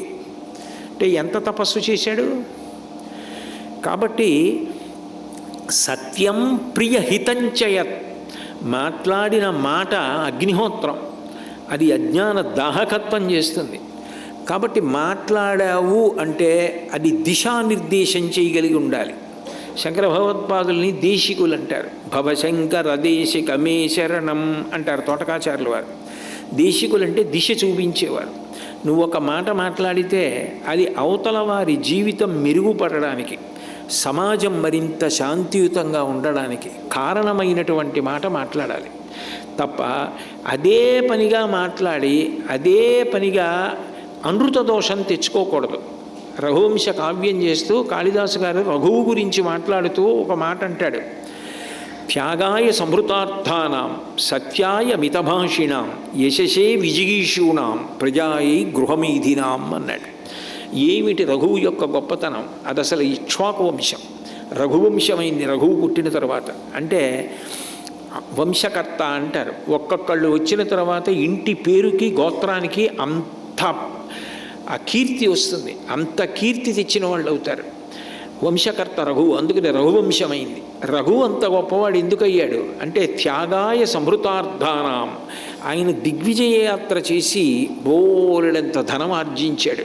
దేనికి అంటే సర్వత్ర దాన, రూపాయి దాచుకోవాలా, దానం చేయడానికి సంపాదించాడు. త్యాగాయ సంహృతార్థానాం సత్యాయ మితభాషిణాం. మీరు ఎక్కువ మాట్లాడారనుకోండి, ఎక్కడో అనృత దోషం వస్తుంది. ఎందుకంటే మీరు చెయ్యని పనిని, చెయ్యలేని పనిని చేస్తాననిశారనుకోండి, మీరు చెయ్యలేరని తెలిసి చేస్తానన్నారు కాబట్టి అదొక వాగ్దాన భంగం, అదొక దోషమై కూర్చుంటుంది. కాబట్టి ఎక్కువ మాట్లాడేవాడు కాదుట రఘువు. సత్యాయ మితభాషిణాం యశసే విజిగీషూణాం. దండయాత్రలు చేశాడు ఎందుకు అంటే కీర్తి గణించడానికి. ఎవరైనా ఆయనకి లొంగిపోయామని ప్రకటిస్తే ఇక ఒక్క బాణం వేసేవాడు కాదు, అదే పనిగా హింస చేయడానికి కాదు. కీర్తి సజ్జనులకు ఉండేటటువంటి లక్షణం, కీర్తి పోగొట్టుకోవడానికి వాళ్ళు ఇష్టపడరు. అందుకే భర్తృహరి ఆపదలందు ధైర్యగుణ వంచిత సంపదలందు దాల్మియున్ భూప సభాంతరాళమన పుష్కళ వాక్చతురత్వము ఆజి బాహాపటు శక్తియున్ యశమునందనురక్తియు ప్రకృతి సిద్ధగుణంబులు సజనాళికిన్ అంటాడు. కీర్తివంతుడనై ఉండాలని అంత నిబద్ధతతో కూడుకున్న జీవితాన్ని నడపడానికి ప్రయత్నం చేస్తారు. ఎందుకంటే కీర్తికి కళంకం రాకూడదని. అలా కీర్తికి కళంకం రాకూడదని కీర్తివంతులుగా ఉండాలని కోరుకోవడం ఉత్తమ పురుష లక్షణం, అది సత్పురుష లక్షణం. కాబట్టి నువ్వు ఏది మాట్లాడుతున్నావో అది సత్యం ప్రియహితంచయత్, అవతల వారికి మేలు చేసే మాట అయి ఉండాలి. సత్యం ప్రియహితంచయత్ స్వాధ్యాయాభ్యసనంచైవ. స్వాధ్యాయము అంటే వేదం. చూడండి, అభివాదం అని చేస్తారు, రెండు చెవులు పట్టుకుని నమస్కారం చేస్తారు. అభివాదం చేసినప్పుడు యజుశాఖాధ్యాయీ ఆపస్తంభ సూత్ర, నేను ఫలానా వేదశాఖకి చెందినవాడను అంటే వేదాధ్యయనం చేస్తున్నాడు అని గుర్తు. అంటే స్వాధ్యాయం అంటారు వేదాధ్యయనం. వేదమునకు తుల్యమేది పంచమ వేదం.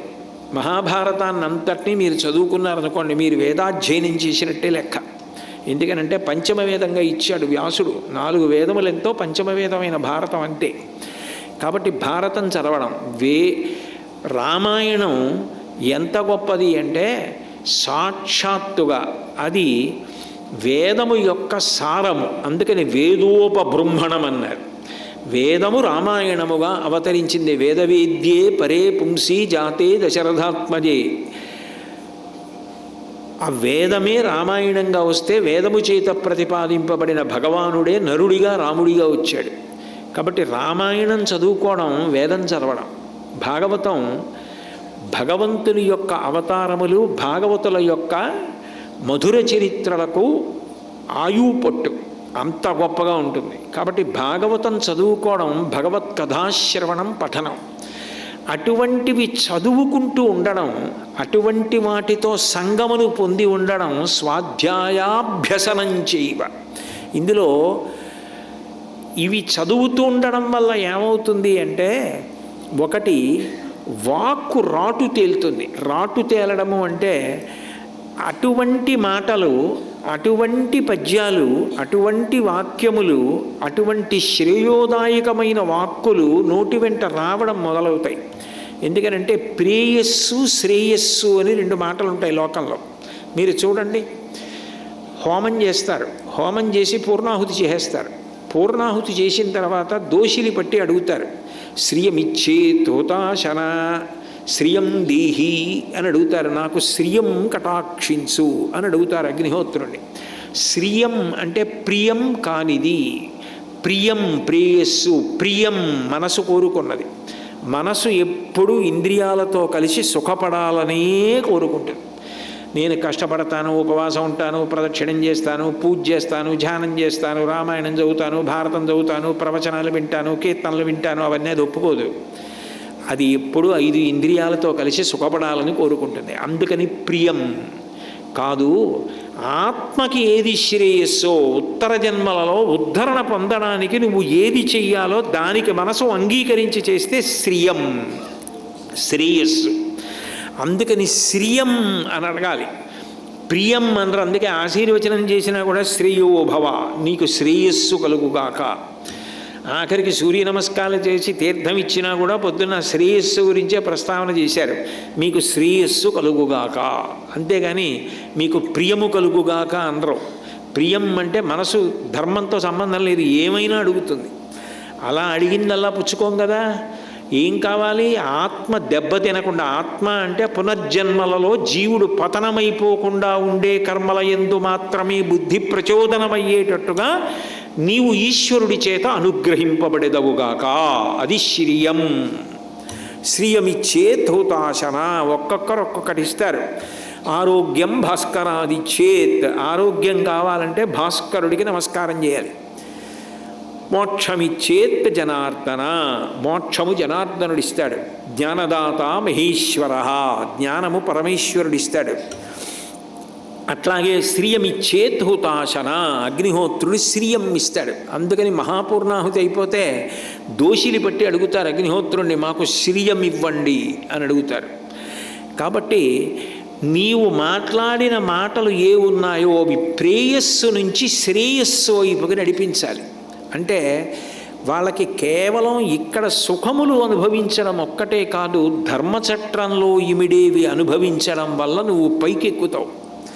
అటువంటివి అనుభవించు. అందుకే మీరు చూడండి, నిజానికి తెలిసో తెలియకో మనం వెళ్ళి అనేక కోరికలు భగవంతుని ముందు చెప్పక్కర్లేదు. ధర్మ అర్థ కామ మోక్ష చతుర్విధ పురుషార్థ ఫలసిద్ధ్యర్థం చాలు, అయిపోయింది. ఇంకా అంతకన్నా చెప్పడానికి ఏమి ఉండదు నిజానికి. ఎందుకనంటే ప్రధానము ధర్మము, అర్థము కామము వదిలిపెట్టడానికి వీలు లేనివి. కానీ అర్థము సంపాదిస్తే ధర్మంతో ముడిపడాలి, ఖర్చు పెడితే ధర్మంతో ముడిపడాలి. ధార్మికంగా ఖర్చు పెట్టాలి, ధార్మికంగా సంపాదించాలి. కామం ఓ కోరిక పుట్టిందనుకోండి, ధర్మచట్రంలో ఇముడుతుందా ఆలోచించుకున్నాను అనుకోండి, ఇముడుతుంది. నేను నా మనవడికి 4 చొక్కాలు కొని పెట్టాలనుకుంటున్నాను, తప్పేం లేదు, తాతగారిని కొనిపెట్టచ్చు, కొని వేయించేయి. ధర్మానికి అర్థం ముడిపడింది. నేను ఆ కోరిక తీర్చుకోవచ్చు, తప్పు లేదు. నాకు ఏదో పాయసాన్నం తినాలనుంది, గృహస్థుని, ఏం తప్పు లేదు. నేను నైవేద్యం పెట్టి ఇంటికి వచ్చిన వాళ్ళకి కాస్త పెట్టి నేను తినచ్చు. ధర్మము చేత ముడిపడింది. ధర్మము చేత అర్థము ముడిపడి, ధర్మము చేత కామము ముడిపడిపోతే ప్రయత్నం అక్కర్లేకుండా వచ్చేసేది మోక్షం. ఎందుచేతనంటే ఇంకా మోక్షం కొత్తగా తెచ్చుకోరు, అర్ధకామములు ధర్మంతో ముడిపడతాయి. నేను మీకు బాగా అర్థమయ్యేటట్టు చెప్పాలి అంటే, మీకు నేను 8 అడుగుల కర్ర ముక్క ఇచ్చి సమానమైనటువంటి ముక్కలుగా వీటిని చెయ్యండి, కానీ మీరు 3 మార్లే నరకాలి. ఏం కష్టం? ముందు 2 అడుగుల దగ్గర కత్తితో నరికారు, ఓ మొక్క వచ్చేసింది. ఇప్పుడు 6 అడుగుల మొక్క ఉంది. మళ్ళీ 2 అడుగుల దగ్గర నరికారు, ఇంకో మొక్క వచ్చేసింది. ఇంకా 4 అడుగుల మొక్క ఉంది. ఇప్పుడు ఇంకొకసారి నరికారు, 2 అడుగుల మొక్కలు వచ్చేసాయి. 3 మాటలు నడికితే 4 ముక్కలు వచ్చాయి. ధర్మములకు అర్థము కామము ముడిపడితే మోక్షం వచ్చేసింది. 4వది కావలసింది ధర్మమునకు అర్ధకామములు ముడిపడాలి. అందుకే మీరు చూడండి, ఈ దేశంలో ఉన్న పురాణాలని కావ్యాల్ని అన్నింటినీ కలిపి మీరు పిండేయగలిగితే అందులోంచి పడేవి 2 అక్షరాలు, ధర్మం. ఇన్నిటి ప్రబోధమేమీ ధర్మం. ఆఖరికి కృష్ణ పరమాత్మ నేను అవతారాలు ఎందుకు తీసుకుంటానో తెలుసా? యదా యదా హి ధర్మస్య గ్లానిర్భవతి భారత అభ్యుత్థానమధర్మస్య తదాత్మానం సృజామ్యహం. దానికైనా ఈ తేదీని వస్తాను, ఈ తిథిని వస్తాను, సంవత్సరంలో ఇప్పుడు వస్తానని నియమం పట్ల. యదా యదా హి, ఎప్పుడెప్పుడు ధర్మమునకు గ్లాని కలిగితే అప్పుడప్పుడు వస్తానన్నాడు. అంటే ధర్మమంత ప్రధానం. ధర్మాచరణమే శ్రేయస్సు, ధర్మాచరణమును వదిలిపెట్టేయడమే ప్రేయస్సు. కాబట్టి ధర్మాచరణము ఏది ఉన్నదో అటువైపుకి ప్రజలు అనురక్తులయ్యేటట్టుగా నీ మాట ఉపయుక్తం కావాలి. అంతేగాని ధర్మంలో ఉన్నవాడు కూడా చ్యుతిని పొంది ఏం పర్వాలేదులేండి మీరు ఇష్టం వచ్చినట్లు ప్రవర్తించండి అని అధర్మం వైపుకి ప్రవర్తింప చేయకూడదు. ఆ ధర్మాన్ని పట్టుకోవడం అలవాటైపోయింది అనుకోండి, తను ప్రశాంతంగా ఉంటాడు, లోకమంతా ప్రశాంతంగా ఉంటుంది. అట్లా ఉండడం త్యాగగుణం ధర్మం అలవాటు చేస్తుంది. అందుకే ఈ దేశంలో గొప్పతనం ఏమిటంటే యుద్ధం కూడా ధర్మమే, ధర్మయుద్ధం దొరికినటువంటి శత్రువు చేత చిక్కి జుత్తు చేత్తో పట్టుకుని కత్తి ఎత్తి నరికేసే ముందు సూర్యాస్తమయమై ఢంకా మోగిందనుకోండి, వదిలిపెట్టేసేవారు. సూర్యాస్తమయం అయిపోయింది సంపన అని. అంటే యుద్ధంలో కూడా ధర్మమే తప్ప యుద్ధం కూడా అధార్మికంగా చెయ్యని దేశం ఏదైనా ఉంటే భారతదేశమే. అంటే ధర్మం అన్న మాటకి ఎంత పెద్ద పీటో మీరు ఆలోచించండి. ఈశ్వరుడు అవతారంగా వచ్చిన ధర్మమే. ఆయన పరిగెత్తినా ఎవరి వెంట పరిగెడతాడంటే ధర్మాత్ముడి వెంట పరిగెడతాడు. ఆయనకి కావలసింది ఏమిటి అంటే ధర్మం. అందుకే వెంకటేశ్వర స్వామి వారి ప్రతిజ్ఞ ఏమిటి అంటే కలియుగంలో నాకు నువ్వు ఏం తెచ్చావు కాదు, నువ్వు ధర్మాత్ముడవా. మీరు తరిగొండ వెంగమాంబ గారు వెంకటాచల మాహాత్మ్యం అని పుస్తకం రాశారు. అది రోజు ఆవిడ వెంకటేశ్వర స్వామి ఉయ్యాల ఊగుతుంటే చదివి వినిపించేవారు. ఆవిడ వెంకటేశ్వర స్వామి అంటూ వినేవారు. అందులో వెంకటేశ్వర స్వామి స్వయంగా లక్ష్మీదేవికి చెప్పాడు, ఏమయ్యా నేను కొల్హాపురంలోనూ వైకుంఠంలోనూ కూర్చుంటే ఇక్కడ కూర్చుని ఏం చేస్తావని అడిగింది ఆవిడ. వడ్డీ ఎలా కడతావు, కుబేరుడి దగ్గర అప్పుచ్చుకున్నావు కదా అని. అంటే ఆయన అన్నాడు, ఇలను పుణ్యాత్ములైన వారిచ్చినట్టి ధనముని కొంత గైకొని కొంత ధనదుకు వడ్డీకిచ్చి వింతలేల చేయుచునుండెదనరచు మచికను పలికే అన్నారు ఆవిడ. హుండీ దగ్గరికి వచ్చి ధార్మికమైనటువంటి జీవనం ఉన్నవాడు ఒక నాణెం వేస్తుంటే దానికోసం వెంకటేశ్వరుడు చెయ్యి పట్టి తీసుకుంటాట హుండీలోకి. ఎవరి డబ్బు? ధార్మికుల డబ్బు. అధార్మికుల డబ్బు హుండీలో ఎంత పడినా నిస్పృహుండనగొచ్చు, దానివైపు కన్ను తిప్పి కూడా చూడట, పైగా బాధపడతాట. ఎన్ని నిలువుతో పిడిలు మొక్కావు, ఎందుకు పాపం చేశావు, ఎందుకు రోగములుగా మార్చుకున్నావు, ఎందుకు బాధపడి అప్పుడు నన్ను మొక్కి అదంతా తెచ్చి హుండీలో వేశావు అని నిస్పృహుడై అది అందరికీ ఇచ్చేస్తాట. ఇది చాగంటి కోటేశ్వరరావు గారు చెప్పిన సిద్ధాంతం అనుకోకండి. కావాలంటే వెంకటాచల మహాత్యం తరిగొండ వెంగమాంబ గారు రచన చేసింది చూడండి. నేను చెప్పింది అబద్ధం నిజమో మీకే తెలుస్తుంది. ధార్మికులైన వారిచ్చిన డబ్బు ఇప్పటికీ వెంకటేశ్వరుడు చెయ్యి పట్టి పుచ్చుకొని తన సొంత ఖర్చుకి కుబేరుడికి వడ్డీకి ఇవ్వడానికి వాడుకుంటాడు. అంటే ధర్మాత్ముడు అంటే అంత గొప్ప. నేను ఒకసారి వెంకటాచలంలో ఒక వృద్ధ అర్చకుడు ఒక ఆయన నాకు తెలిసిన ఆయన ఉండేవారు. వారు నాతో చాలా ప్రేమగా ఉండేవారు. నేను ఆయన ఒకసారి అడిగా, మీరు ఎప్పుడూ ఆనందనిలయంలో స్వామిని సేవిస్తారు కదా, ప్రసన్నుడుగా ఇవాళ ఉన్నాడని, ఇవాళ కొంచెం చిన్నబుచ్చుకున్నాడని అలా అనిపిస్తుందా అని అడిగాను. ఆయన నవ్వి, మీకు అనుమానం ఎందుకు వచ్చింది అన్నాడు. అంటే వ్యాసుల వారు వెంకటేశ్వర స్వామి గారి గురించి చెప్తూ నకృతం దైవ సంఘైశ్చ నకృతం విశ్వకర్మణ స్వేచ్ఛయా క్రీడతే తత్ర ఇచ్ఛారూపం విరాజిత అని రాశారు కదా. అది శిలామూర్తి కాదు, అది సాక్షాత్ శ్రీమన్నారాయణుడే అట్లా నిలబడ్డాడు అని కదా రాశారు ఆయన. మరి అప్పుడు ఆయన యందు భావములు వ్యక్తం అవుతాయి కదా, అవి మీకే కదా తెలుస్తాయి, రోజు దగ్గర ఉంటారు కాబట్టి అలా వ్యక్తం అవుతాయా అని అడిగాను. అడిగితే ఇది నేను ఎప్పుడూ ఊహించని ప్రశ్న మీరు నన్ను అడిగారు, నాకు చాలా సంతోషంగా ఉంది. ఒక్కొక్కసారి మేము సుప్రభాతం పలికి లోపలికి వెళ్ళి తలుపు తీస్తాం, ఇంత మొహంలా కనపడుతుంది మాకు, వెలిగిపోతాడు. అప్పుడు మేమేమనుకుంటామంటే ఎవరో ధర్మాత్ముడు కొండకు వస్తున్నాడు, అందుకు అలా ఉన్నాడు. ఒక రోజో 2 రోజులో పోయిన తర్వాత మేము సుప్రభాతం పాడి తలుపు తీస్తాం, కొంచెం దిగులుగా కనిపిస్తాడు, ధర్మాత్ముడు కొండ దిగిపోయాడు అనుకుంటాం మేము. అంటే ఆయనకి వెంకటేశ్వర దర్శనము చేత భక్తులు సంతోషిస్తారు, ధర్మాత్ముడి దర్శనము చేత వెంకటేశ్వరుడు సంతోషిస్తాడు. భాగవతంలో ఆయన ప్రతిజ్ఞ, వాడు నా కొరకు రక్షింపవలయువాడు. భక్తి ధర్మం ఉన్న చోట ఈశ్వరుడు పరిగెడతాడు వెనకాతల. కాబట్టి నువ్వు ఏ మాట మాట్లాడుతున్నావో అది ధర్మం వైపుకి ప్రజలు నడిచేటట్టుగా చెయ్యగలగాలి. సత్యం ప్రియహితం చేయత్ స్వాధ్యాయాభ్యసనంచైవ వాంగ్మయం తప ఉచ్యతే.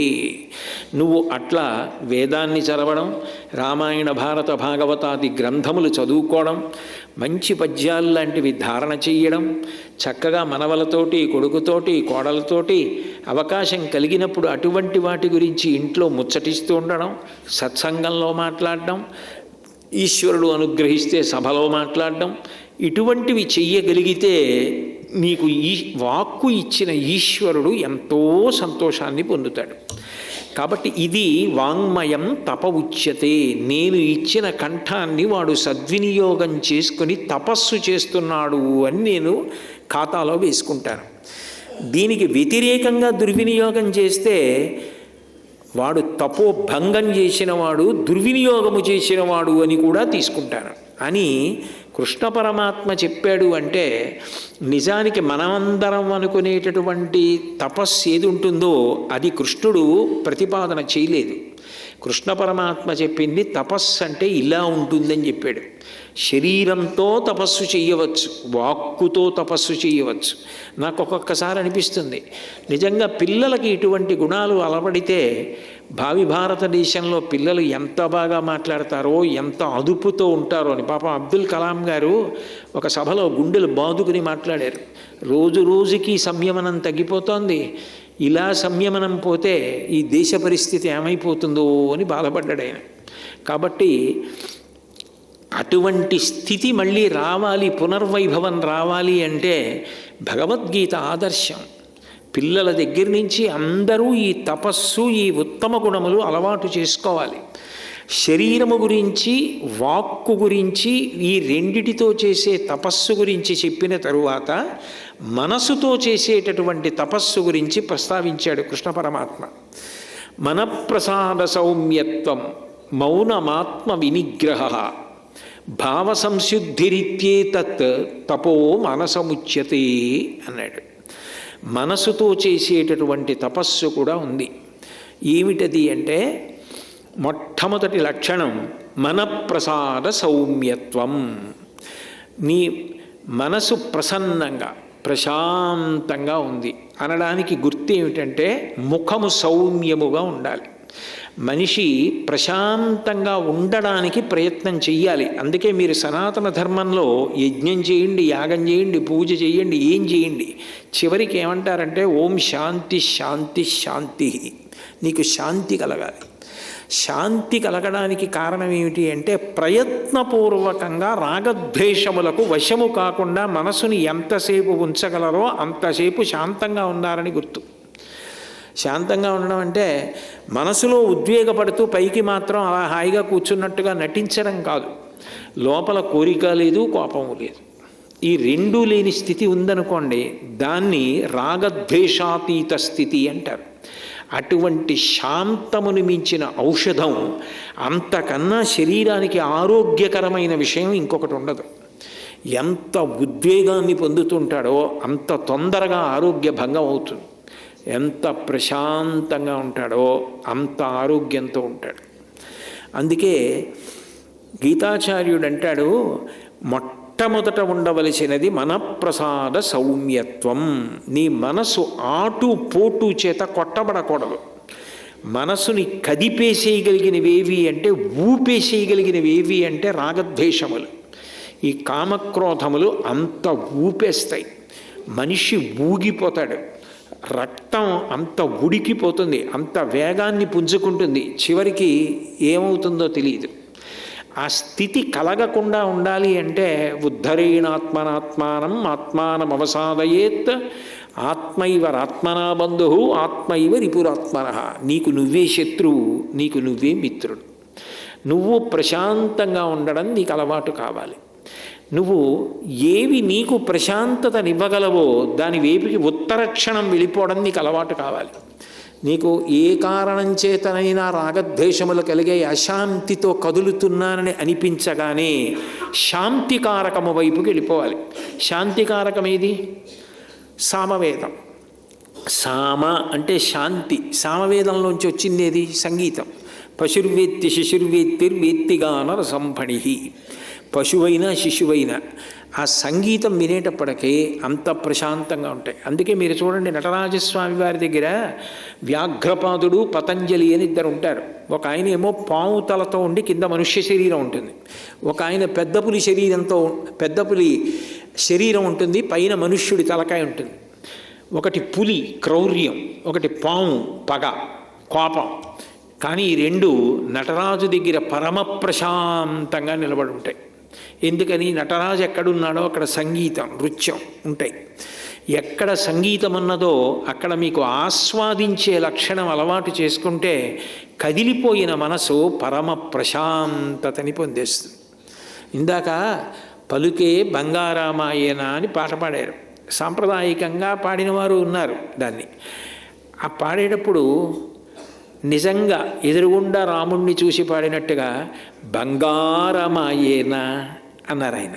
ఆ బంగారమాయేనా అన్నప్పుడు అంత బంగారం అయిపోయిందయ్యా మాట్లాడడం అని అడిగినట్టే దాని తాదాత్మ్యత ఉంటే తప్ప అలా రాదు ఆ పాట. అది మీరు అనుభవించగలిగారనుకోండి ఎంత సంతోషం ఇస్తుందో, ఎంత ఆనందం కలుగుతుందో. సంగీతము సామ, అది శాంతికారకం. ఇది ఈ దేశం యొక్క గొప్పతనం. దేనికి మనసు కదులుతుందో దానికి విరుగుడు ప్రతిపాదించింది. అందుకని మహారాజుల్ని కూడా నృత్యం సంగీతం అధ్యయనం చేయమన్నారు. పూర్వం వాళ్ళు కూడా పాటలు పాడేవారు, వాళ్ళు కూడా నృత్యం చేసేవారు. కారణం ఏమిటి అంటే అది అంత శాంతికారకం. ఎవరు ప్రశాంతంగా ఉంటాడో వాడు ఆరోగ్యంగా ఉంటాడు, అంత బాగా ఆలోచించగలడు. శాంతము లేక సౌఖ్యము లేదు సారసదళ నయన అంటారు కదా త్యాగరాజస్వామి. అసలు ఆ శాంతము లేనివాడికి సౌఖ్యమే లేదు. శాంతముగా ఉన్నవాడికన్నా అదృష్టవంతుడు ఉండడు. కాబట్టి మనప్రసాద సౌమ్యత్వం. నువ్వు పరిశీలించవలసినది ఏదైనా ఉంటే సముద్రములో అలలు వచ్చినట్టు నీ మనసు బాగా అలలతో కొట్టుమిట్టాడుతోందా, ఉత్తర క్షణంలో దాన్ని ప్రశాంతపడేటట్టుగా నువ్వు చెయ్యి తప్ప వశపడిపోయి ఇంకా ఉద్వేగం పెరిగిపోయేటట్టుగా చేసుకోకు. మనప్రసాద సౌమ్యత్వం మౌనమాత్మ వినిగ్రహ. మౌనం అన్న మాటకు అర్థం ప్రశాంతంగా నిశ్శబ్దంగా ఉండడం, అది వాక్కుకి సంబంధం. మనసు ప్రశాంతంగా ఉండడం అంటే మౌనమాత్మ వినిగ్రహ అంటే మనసు మౌనంగా ఉండడం అన్న మాటకు అర్థం ఏంటంటే దాని ఎందు అసలు కామక్రోధములు ప్రవేశించడానికి అవకాశం లేకుండా పోవడం, అంత శాంతితో అది నిండిపోయి ఉండడం. అప్పుడు అది నిజంగా ఉద్వేగ కారణమైన విషయం ఏదైనా మీరు చెప్పినా అబ్బా అలాంటివన్నీ కాసేపు పక్కన పెట్టు, ఎంత హాయిగా ఉన్నాను నేను అంటాడు. అంటే అప్పుడు అది మనసులోకి వెళ్ళదు, అంత ప్రశాంతత కలిపోతుంది. దుర్గా సప్తశతిలో చండీ హోమం చేసేటప్పుడు అర్గళ అని ఒక స్తోత్రం వస్తుంది. అర్గళ అంటే బారుమాను అని అర్థం. అది మామూలుగా నిఘంటువుల్లో వాటిల్లో దొరకడం కష్టం. అర్గళ అంటే బారుమాను. బారుమాను అంటే పూర్వం తలుపులు వేసేసిన తర్వాత లోపల పక్కన ఇలా ఉండేవి, వాటిలో కొయ్య పడేసేవారు. పడేస్తే ఇంక ఎట్టి పరిస్థితుల్లో తలుపు రాదు. ఆవిడ అమంగళములు ఇంటిలోకి రాకుండా అలా అడ్డుకుంటుంది. కాబట్టి అర్గళా స్తోత్రం అని ఉంటుంది చండీ హోమంలో. అటువంటి అర్గళ ఎలా ఉంటుందో అలా మిమ్మల్ని ప్రశాంతత యందు ముంచెత్తి అసలు చెడు గురించి ఆలోచించకుండా ఎప్పుడూ మంచి గురించి ఆలోచించేటట్టుగా అబ్బా నేను అలా ఉండాలనేటట్టుగా చెయ్యగలిగినది ఏది? సత్సంగం. అందుకే సత్సంగత్వే నిస్సంగత్వం, నిస్సంగత్వే నిర్మోహత్వం, నిర్మోహత్వే నిశ్చలతత్వం, నిశ్చలతత్వే జీవన్ముక్తి అంటారు శంకరాచార్యుల వారు మొహముద్గరంలో. సత్పురుషుడితోటి సంగం ఉండడము అంత గొప్ప. ఆయన మనకి తెలిసి ఉండడం చాలా గొప్ప. ఆయన వ్రాసిన పుస్తకాలు కూడా సత్సంగమే. చంద్రశేఖరేంద్ర సరస్వతి మహాస్వామి వారి ప్రసంగములు సత్సంగం, వివేకానందుడి ప్రసంగములు సత్సంగం, రామకృష్ణ పరమహంస చిన్న కథలు సత్సంగం, భారత భాగవత రామాయణములు సత్సంగం. వాల్మీకి మహర్షి రామాయణం చదువుతుంటే వాల్మీకి మీతో మాట్లాడుతున్నట్టు, మీరు భారతం చదువుతుంటే నన్నయ్య గారు మీతో మాట్లాడుతున్నట్టు, తిక్కన గారు మాట్లాడుతున్నట్టు, మీరు మహాస్వామి ప్రసంగాలు చదువుతుంటే మహాస్వామి మీ దగ్గర కూర్చుని మాట్లాడుతున్నట్టు, అది సత్సంగం. ఆ పుస్తకం చదువుకుంటున్నప్పుడు మనసంత ప్రశాంతంగా ఉంటుంది. అందుకే అంటారు అసారే ఖలు సంసారే సారమీత చతుష్టయం కాశ్యాం వాసః సతాం సంగో గంగాభః శంభుసేవనం. అసారమైన ఈ సంసారమునందు 4 సారవంతమైన ఉన్నాయి. ఒకటి కాశీ వెళ్ళి అక్కడ నివాసం చేయడం, కొన్నాళ్ళు గంగలో స్నానం చేయడం, శంభుమూర్తి అయిన పరమశివుణ్ణి ఆరాధన చెయ్యడం, సత్పురుషులతోటి సంగమును పొందడం. అసలు వాల్మీకి అంత గొప్పవారని రామాయణం ఇంట్లో ఉండి చదువుకోవడం అంత గొప్ప. కొన్ని కోట్ల రూపాయలు పెట్టి ఎన్నో తెచ్చి ఇంట్లో పెట్టాడు. 6 కాండల రామాయణమే లేదు, 18 పర్వాలు లేవు, భాగవతం లేదు. ఏమని చెప్పాలి? ఇన్ని కోట్లు ఖర్చు పెట్టావు, ఇవి లేవు. ఏమో అవి ఉంటే నువ్వేమవుదువో, నీ భావి తరాలు ఏమవుతాయో. వారసత్వ సంపదగా ఇవ్వవలసింది ఏదైనా ఉంటే అసలు నిజానికి ఆ పుస్తకాలే. కాబట్టి అది నీ మనస్సుకి ప్రశాంతతను కల్పిస్తుంది, ఆటు పోటు తట్టుకునేటటువంటి శక్తిని అది ఇస్తుంది. ఓ కష్టం వచ్చిందనుకోండి, విచలితుడైపోతాడు. నేను భగవంతుడిని ఇంత ఆరాధించానండి, నాకేమి ఇచ్చాడంటాడు. అదే సీతమ్మ పడ్డ కష్టం జరిపాడనుకోండి, క్షితిక్షమా పుష్కర సన్నిభాక్షి అరక్షిత రాఘవలక్ష్మణాభ్యాం సారాక్షసీభి వికృతేక్షణాభి సంరక్షిత సాంప్రతి వృక్షమూలే. సాక్షాత్ బాలాత్రిపుర సుందరి రావణ సంహారం కోసం సీతమ్మగా వస్తే క్షితిక్షమా పుష్కర సన్నిభాక్షి, భూదేవికి కూతురుగా వచ్చింది కాబట్టి భూమి అంత ఓర్పు పట్టి 10 నెలలు వస్త్రఖండం, పూర్తి చీర కూడా కాదు, చీర ముక్క కట్టుకుని ఒక చెట్టు కింద కందులంబట నీళ్లు కారి కారి అట్టలు కట్టి అశ్రుపూర్ణముఖీం దీనాం కృషాం అనసనేన చ శోకధ్యానపరాం దీనాం నిత్యం దుఃఖపరాయణం అంటారు మహర్షి సుందరకాండలో. అంత ఏడ్చింది. అంత ఏడ్చిన తల్లి ఎవరు? నిజానికి ముందు రాముడు, వెనక లక్ష్మణుడు వెడుతుంటే రక్షింపబడవలసినటువంటి తల్లి. అరణ్యకాండలో మహర్షి అంటారు, అగ్రత ప్రయయౌ రామ మధ్యే సీతా సుమధ్యమ పృష్ఠతస్థు ధనుష్పాణి లక్ష్మణో అనుజకామ అంటారు. అటువంటి తల్లి చుట్టూ వికృతమైనటువంటి రాక్షస స్త్రీలు, లంబకర్ణ లలాటంచ లంబోదర పయోధరాం లంబోష్టీం లంబచుముకాం లంబాస్యాం లంబజానుకాం, చూస్తే భయమేసే వికృత రూపాలున్న రాక్షస స్త్రీలు పరివేష్టించి ఉండగా ఒక చెట్టు కింద కూర్చుని ఉండిపోయింది. ఎంత ఓర్పు పట్టింది! ఆవిడికన్నా కష్టం వచ్చిందా నాకు? అంత కష్టం నాకేం రాలేదుగా. తట్టుకునే శక్తినిస్తుంది. ఆర్షగ్రంథముల యొక్క పరిశీలనం మనిషికి గొప్ప ఓర్పుని, సంయమనాన్ని, తట్టుకునే శక్తిని కటాక్షిస్తుంది. అంతకన్నా శాంతి ఉంటుంది. మనప్రసాద సౌమ్యత్వం మౌనమాత్మ వినిగ్రహ, తనను తాను నిగ్రహించుకుని చెలించకుండా నిలబడతాడు. అది సత్సంగం. ఆ పుస్తకాలు చదవడం అందుకు, అవన్నీ ఇంట్లో పెట్టుకోవడం అందుకు, మహాత్ముల ప్రసంగాలు వినడం అందుకు. కాబట్టి సత్పురుషుల మాటలు ఎంత గొప్పవి అన్నదానికి ఒక మాట చెప్తారు. గంగా పాపం శశి తాపం దైన్యం కల్పతరుస్తథ. కానీ సత్పురుషుల యొక్క సహవాసం మాత్రం పాపం తాపంచ దైన్యంచ. గంగ ఏం చేస్తుంది అంటే స్నానం చేస్తే పాపం పోగొడుతుంది. చంద్రుడి యొక్క దర్శనం తాపాన్ని పోగొడుతుంది. కల్పవృక్షం లేదన్న మాట పోగొడుతుంది. కానీ పాపం తాపంచ దైన్యంచ హంతి సజ్జన దర్శనం. సత్పురుషుల యొక్క దర్శనం చేస్తే పాపము తాపము దైన్యము 3 పోతాయి. సత్పురుష సహవాసం అంత గొప్పది. ఇనుము అగ్నితో కూడితే ఊచ కింద వంగి ఇంటికి కిటికీ అవుతుంది. అదే ఇనుము నీటితో కూడితే తుప్పట్టి ముక్కలై విరిగిపోతుంది. నువ్వు ఎవరితో సహవాసం చేశావన్న దాన్ని బట్టి నీ మనస్థితి తెలుస్తుంది. Tell me your friends, I will tell you what you are అని ఇంగ్లీష్లో ప్రొవెర్బ్. నీ స్నేహితులు ఎవరో నాకు చెప్పు, నువ్వెవరో నేను చెప్తానని. సత్పురుష సహవాసము మనిషి మనసు అంత ప్రశాంతంగా విచలితుడు కాకుండా చేస్తుంది. ఎవరు చెప్పారు రామాయణ భారత భాగవతాలు ఛాందసములని? రామాయణం చదువుకున్నవాడు, భారతం చదువుకున్నవాడు, భాగవతం చదువుకున్నవాడు వచ్చిన ప్రతి కష్టానికి విచలితుడైపోకుండా తట్టుకుని నిలబడి అంత ధైర్యోపేతుడై సమాజాన్ని ముందుకు తీసుకెళ్ళగలిగిన లక్షణాన్ని పొందుతాడు. అంత త్యాగము చేత అమృతత్వాన్ని పొందుతానని తెలుసుకుంటాడు. త్యాగేనైకే అమృతత్వమానసు, అది సిద్ధాంతం. అవి ఛాందసములేంటి? కాబట్టి మనప్రసాద సౌమ్యత్వం మౌనమాత్మ వినిగ్రహ. భావసంశుద్ధిరిత్యేతత్. భావముల యందు క్రౌర్యము కానీ కపటము కానీ ఇతరులను మోసం చేద్దామని కానీ అన్యాయం చేద్దామని కానీ అసలు అటువంటి భావములు రావు. ఎందుకు పుట్టవంటే ఒక్కటే కారణం, ఎప్పుడూ అది మంచి గుణములతో నిండిపోయింది. మనసుకున్న గొప్ప లక్షణం ఏంటంటే మీరు ఏది ఆసరా ఇస్తే దాన్ని పట్టుకుని ఆడుకుంటుంది. అదో పసిపిల్లాడు.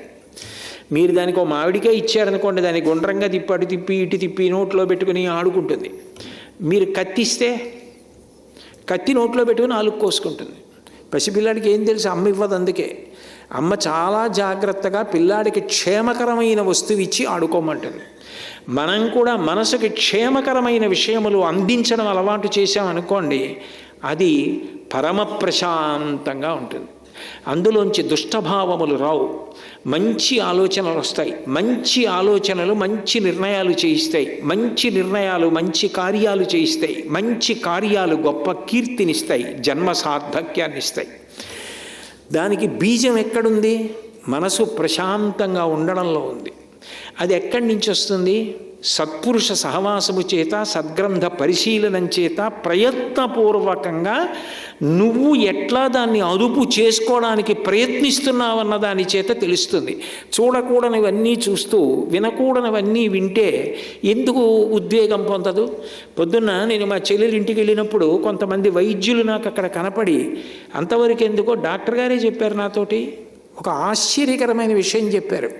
గర్భిణి అయిన స్త్రీ ఎంత ఉద్వేగపడే విషయాలు చూస్తుందో, తర్వాత ఆమెకు పుట్టేటటువంటి పిల్లలు అంత మాట వినని వాళ్ళు, అంత పెంకి వాళ్ళు, అంత అల్లరి, అంత క్రూర స్వభావంతో ఉండేవాళ్ళు పుడతారు. తర్వాత వాళ్ళని నియంత్రించడం అంత కష్టం అవుతుందండి. గర్భము గర్భాలయమే. తల్లి ఏమి చూసింది, తల్లి ఏది తింది, తల్లి దేని చేత ప్రభావితురాలైంది అన్నదే బిడ్డ యొక్క భవిష్యత్. అంటే నిజానికి దేశ భవిష్యత్ ఎవరి చేతుల్లో ఉంది? స్త్రీల చేతుల్లో ఉంది. అందుకు గీతాచార్యుడు గుండెలు బాదుకు చెప్పాడు, ఇవి పాటించు సుమా, ఇవి తపస్సు. ఈ తపస్సు చేస్తే మళ్ళీ దేశానికి నువ్వు అమూల్యమైన రత్నములను ఇస్తావు. రవీంద్రనాథ్ ఠాగూర్ గారి తర్వాత ఈ దేశానికి సాహిత్యంలో నోబెల్ ప్రైజ్ ఏది? అంటే అటువంటి మహాత్ములు మళ్ళీ జన్మించాలి, అటువంటి కవిత్వం రావాలి, మళ్ళీ ఇంకో జక్కన గారు రావాలి, ఇంకో ఘంటసాల గారు రావాలి, ఇంకో బాలమురళీకృష్ణ గారు రావాలి, ఇంకో సిద్ధేంద్రయోగి రావాలంటే ఎక్కడి నుంచి వస్తారు? తల్లుల గర్భంలోంచే రావాలి ఎవరైనా. ఆ తల్లి చేతిలో ఉంది. నేను చెప్పలేదు ఈ మాట, వైద్యులు పొద్దున్న చెప్తున్నారు. అంటే భావ సంశుద్ధిరిత్యేతత్ తపో మానసముచ్యతే. నీ భావములు ఎంత ప్రశాంతంగా, ఎంత మంచి భావములు ఏర్పరచుకుంటావన్నది నీ చేతిలో ఉన్నది. ఒక్క మాట చెప్పిన ఉపన్యాసాలు పూర్తి చేస్తాను. ఇది నువ్వు ప్రయత్నపూర్వకంగా చేసుకోకపోతే అదే మనసు ఈడ్చి అవతల పారేస్తుంది. ఎంత పైనున్నవాడినైనా లాగేస్తుంది. ఎన్నాళ్ళు ఆడతావు? ఓపిక ఉన్నన్నాళ్ళు. ఓపిక అయిపోయిన తర్వాత ఆడడానికి ఏముండదు. శరీర పతనానంతరం కోట్ల జన్మలు వెళ్ళిపోతావు. ఆ స్థితి తెచ్చుకోవద్దని చెప్తాడు. అందుకే మనసుని కానీ నియంత్రించే ప్రయత్నం చేయకపోతే ఎప్పుడు విషయ వస్తువులను గురించి అది పట్టుకుని కూర్చుంటుంది. ఎందుకనంటే దానికి ఇక మీరు ఏమీ ఇవ్వలేదనుకోండి, ప్రయత్నపూర్వకంగా పిల్లాడు అటు ఇటు వెళ్ళి ఏమీ లేకపోతే ప్లగ్ పెట్టేటటువంటి కన్నాల్లో 2 వేళ్ళు పెట్టేస్తాడు. ఎందుకంటే వాడిని ఏమార్చడానికి ఏదో ఒకటి అమ్మ ఇచ్చి కాపాడుకుంటుంది. మనసుని కూడా నువ్వు అలా కాపాడుకోకపోతే దానికో లక్షణం ఉంది. ధ్యాయతో విషయాన్ పుంసః సంగత్ శేషూపజాయతే, సంగాత్ సంజాయతే కామః, కామాత్ క్రోధోభిజాయతే, క్రోధాత్ భవతి సమ్మోహ, సమ్మోహాత్ స్మృతి విభ్రమః, స్మృతిభ్రంశాత్ బుద్ధినాశౌ, బుద్ధినాశాత్ ప్రణశ్యతి. తేల్చి చెప్పేశాడు పరమాత్మ. నువ్వు ప్రయత్నం చేయకపోతే నాకు వచ్చిన నష్టం ఏమీ లేదు.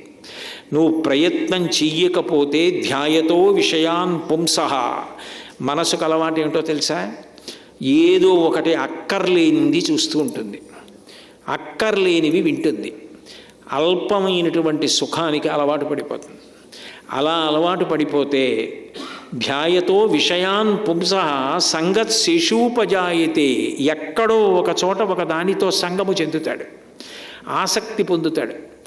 అట్లా ఆసక్తి పొంది సంగాత్ సంగోపజాయతే, దాని వలన కామము అంటే ఒక బలవత్తరమైన కోరిక ఏర్పడుతుంది. ఇది నేను పొంది తీరాలి, ఇది నేను ఎట్లాగైనా జీవితంలో సాధించుకుని అనుభవించాలి అని ఒక కోరిక ఏర్పడుతుంది. ధ్యాయతో విషయాన్ పుంసః సంగాత్ సంగోపజాయతే. అప్పుడు ఆ ఏర్పడినటువంటిది కామము కోరికగా మారిపోయిన తర్వాత అది తీరిపోయిందనుకోండి, ఆ కోరిక తీరింది. నేను తేలిగ్గా చెప్పాలి అంటే మీకు పవిత్రమైన సభలో నాకు ఒక లడ్డూ తినాలని ఉంది, నేను ఆ లడ్డూ తిన్నాననుకోండి, తినకపోవడం వల్ల నాకు వచ్చే కోపం వల్ల ఎంత ఎక్కువగా శక్తి నష్టమవుతుందో అంతకన్నా కోరిక తీరినప్పుడు కలిగిన సుఖమునందు ఎక్కువ శక్తి వ్యయమవుతుందని యోగశాస్త్రం చెప్తోంది. ధ్యాయతో విషయాన్ పుంసః సంగత్ శేషూపజాయతే సంగాత్ సంజాయతే కామః.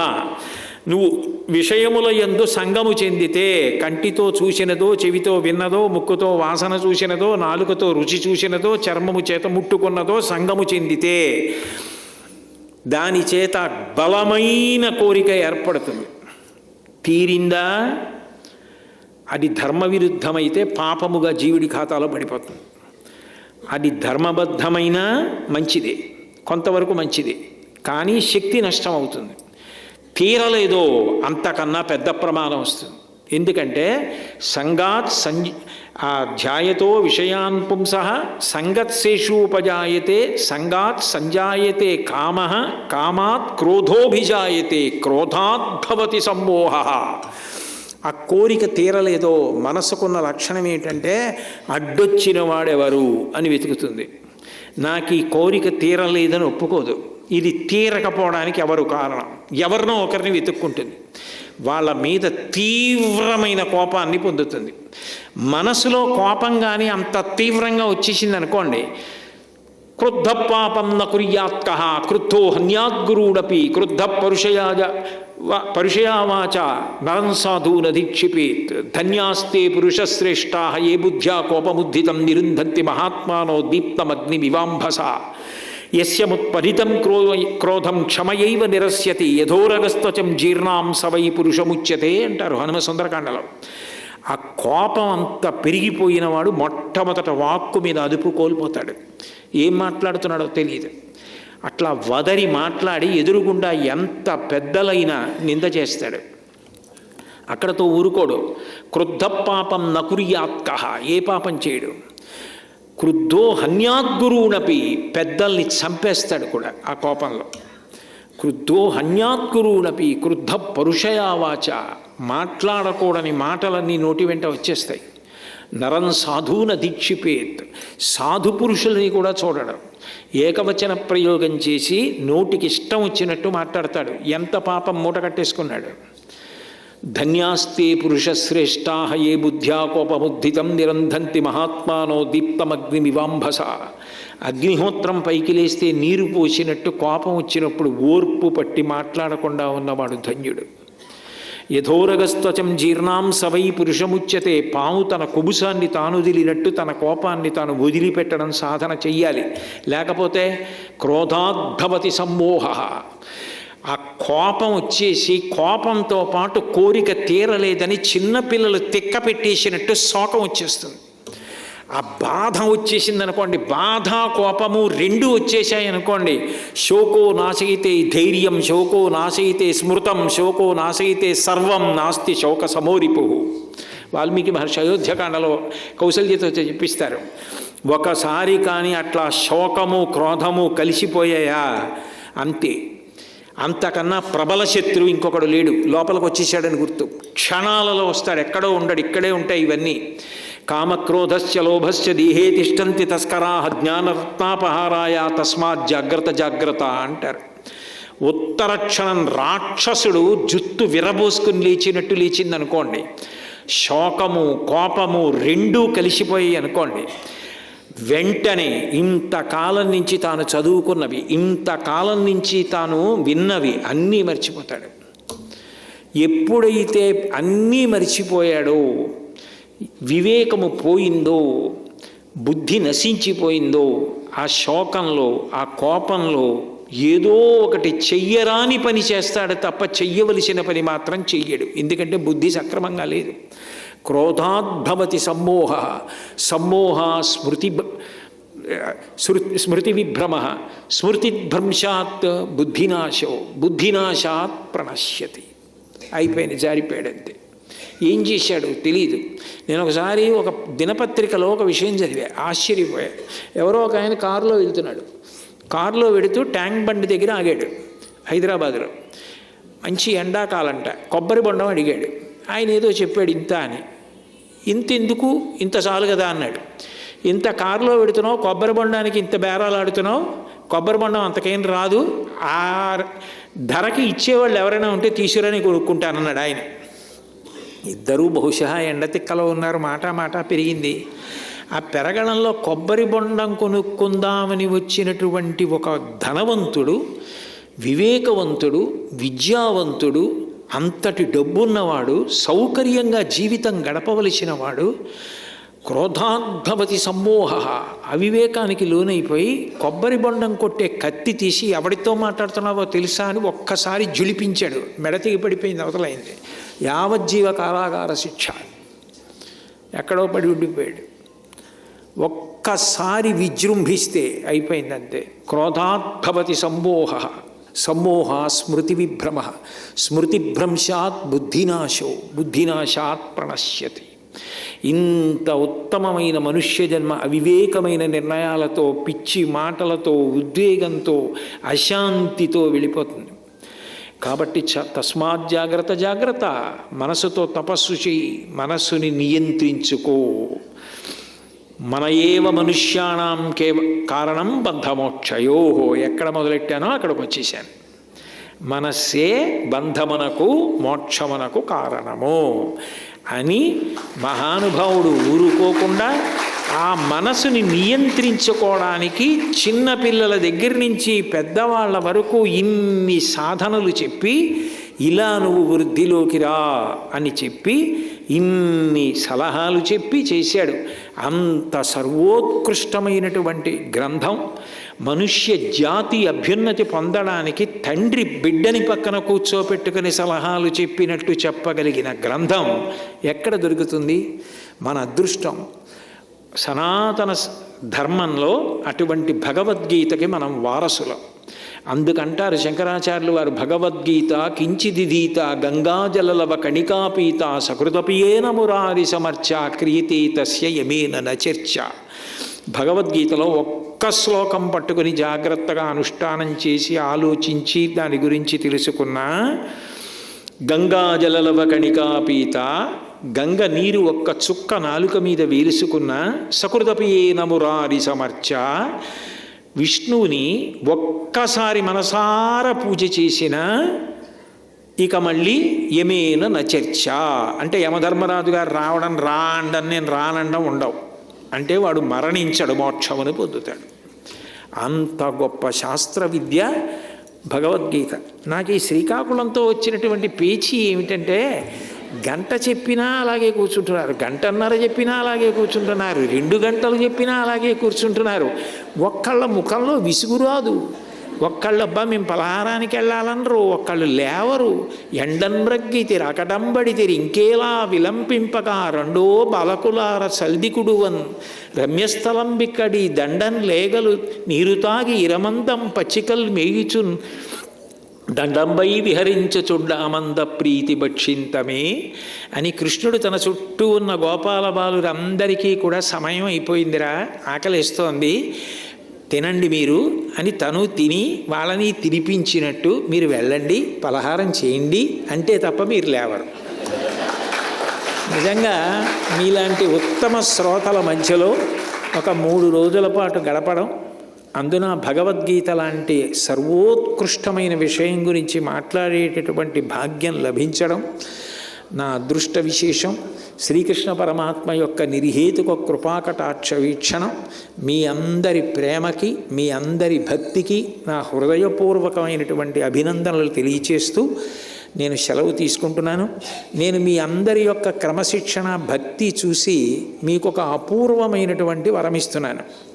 రాబోయే కాలంలో ఒక పరమాద్భుతమైనటువంటి కార్యక్రమం, ఇప్పటిదాకా ఎప్పుడూ జరగనటువంటి ఒక అద్భుతమైన కార్యక్రమం ఇదే ప్రాంగణంలో జరుగుతుంది. అది ఎప్పుడు జరుగుతుంది, దాని తేదీలు ఏమిటి అన్న విషయాలు మా చెల్లెల ద్వారా మీకు అందరికీ తెలుస్తాయి. అప్పుడు మీరు తెలుసుకుందరు. కానీ అప్పుడు మళ్ళీ తిరిగి కలుసుకుందాం. ఈశ్వరుడు అట్లా అనుగ్రహించుగాక అని ప్రార్థన చేస్తూ మంగళాశాసనపరై మదాచార్య పురోగమై సర్వైశ్చ పూర్వైరాచార్యై సత్కృతాయాస్తు మంగళం. మంగళం కోసలేంద్రాయ మహనీయ గుణాత్మనే చక్రవర్తి తనూజాయ సర్వభౌమాయ మంగళం. ఉమాకాంతాయ కాంతాయ కామితార్థప్రదాయినే శ్రీగిరీశాయ దేవాయ మలినాథాయ మంగళం. సర్వం శ్రీ ఉమామహేశ్వర పరబ్రహ్మ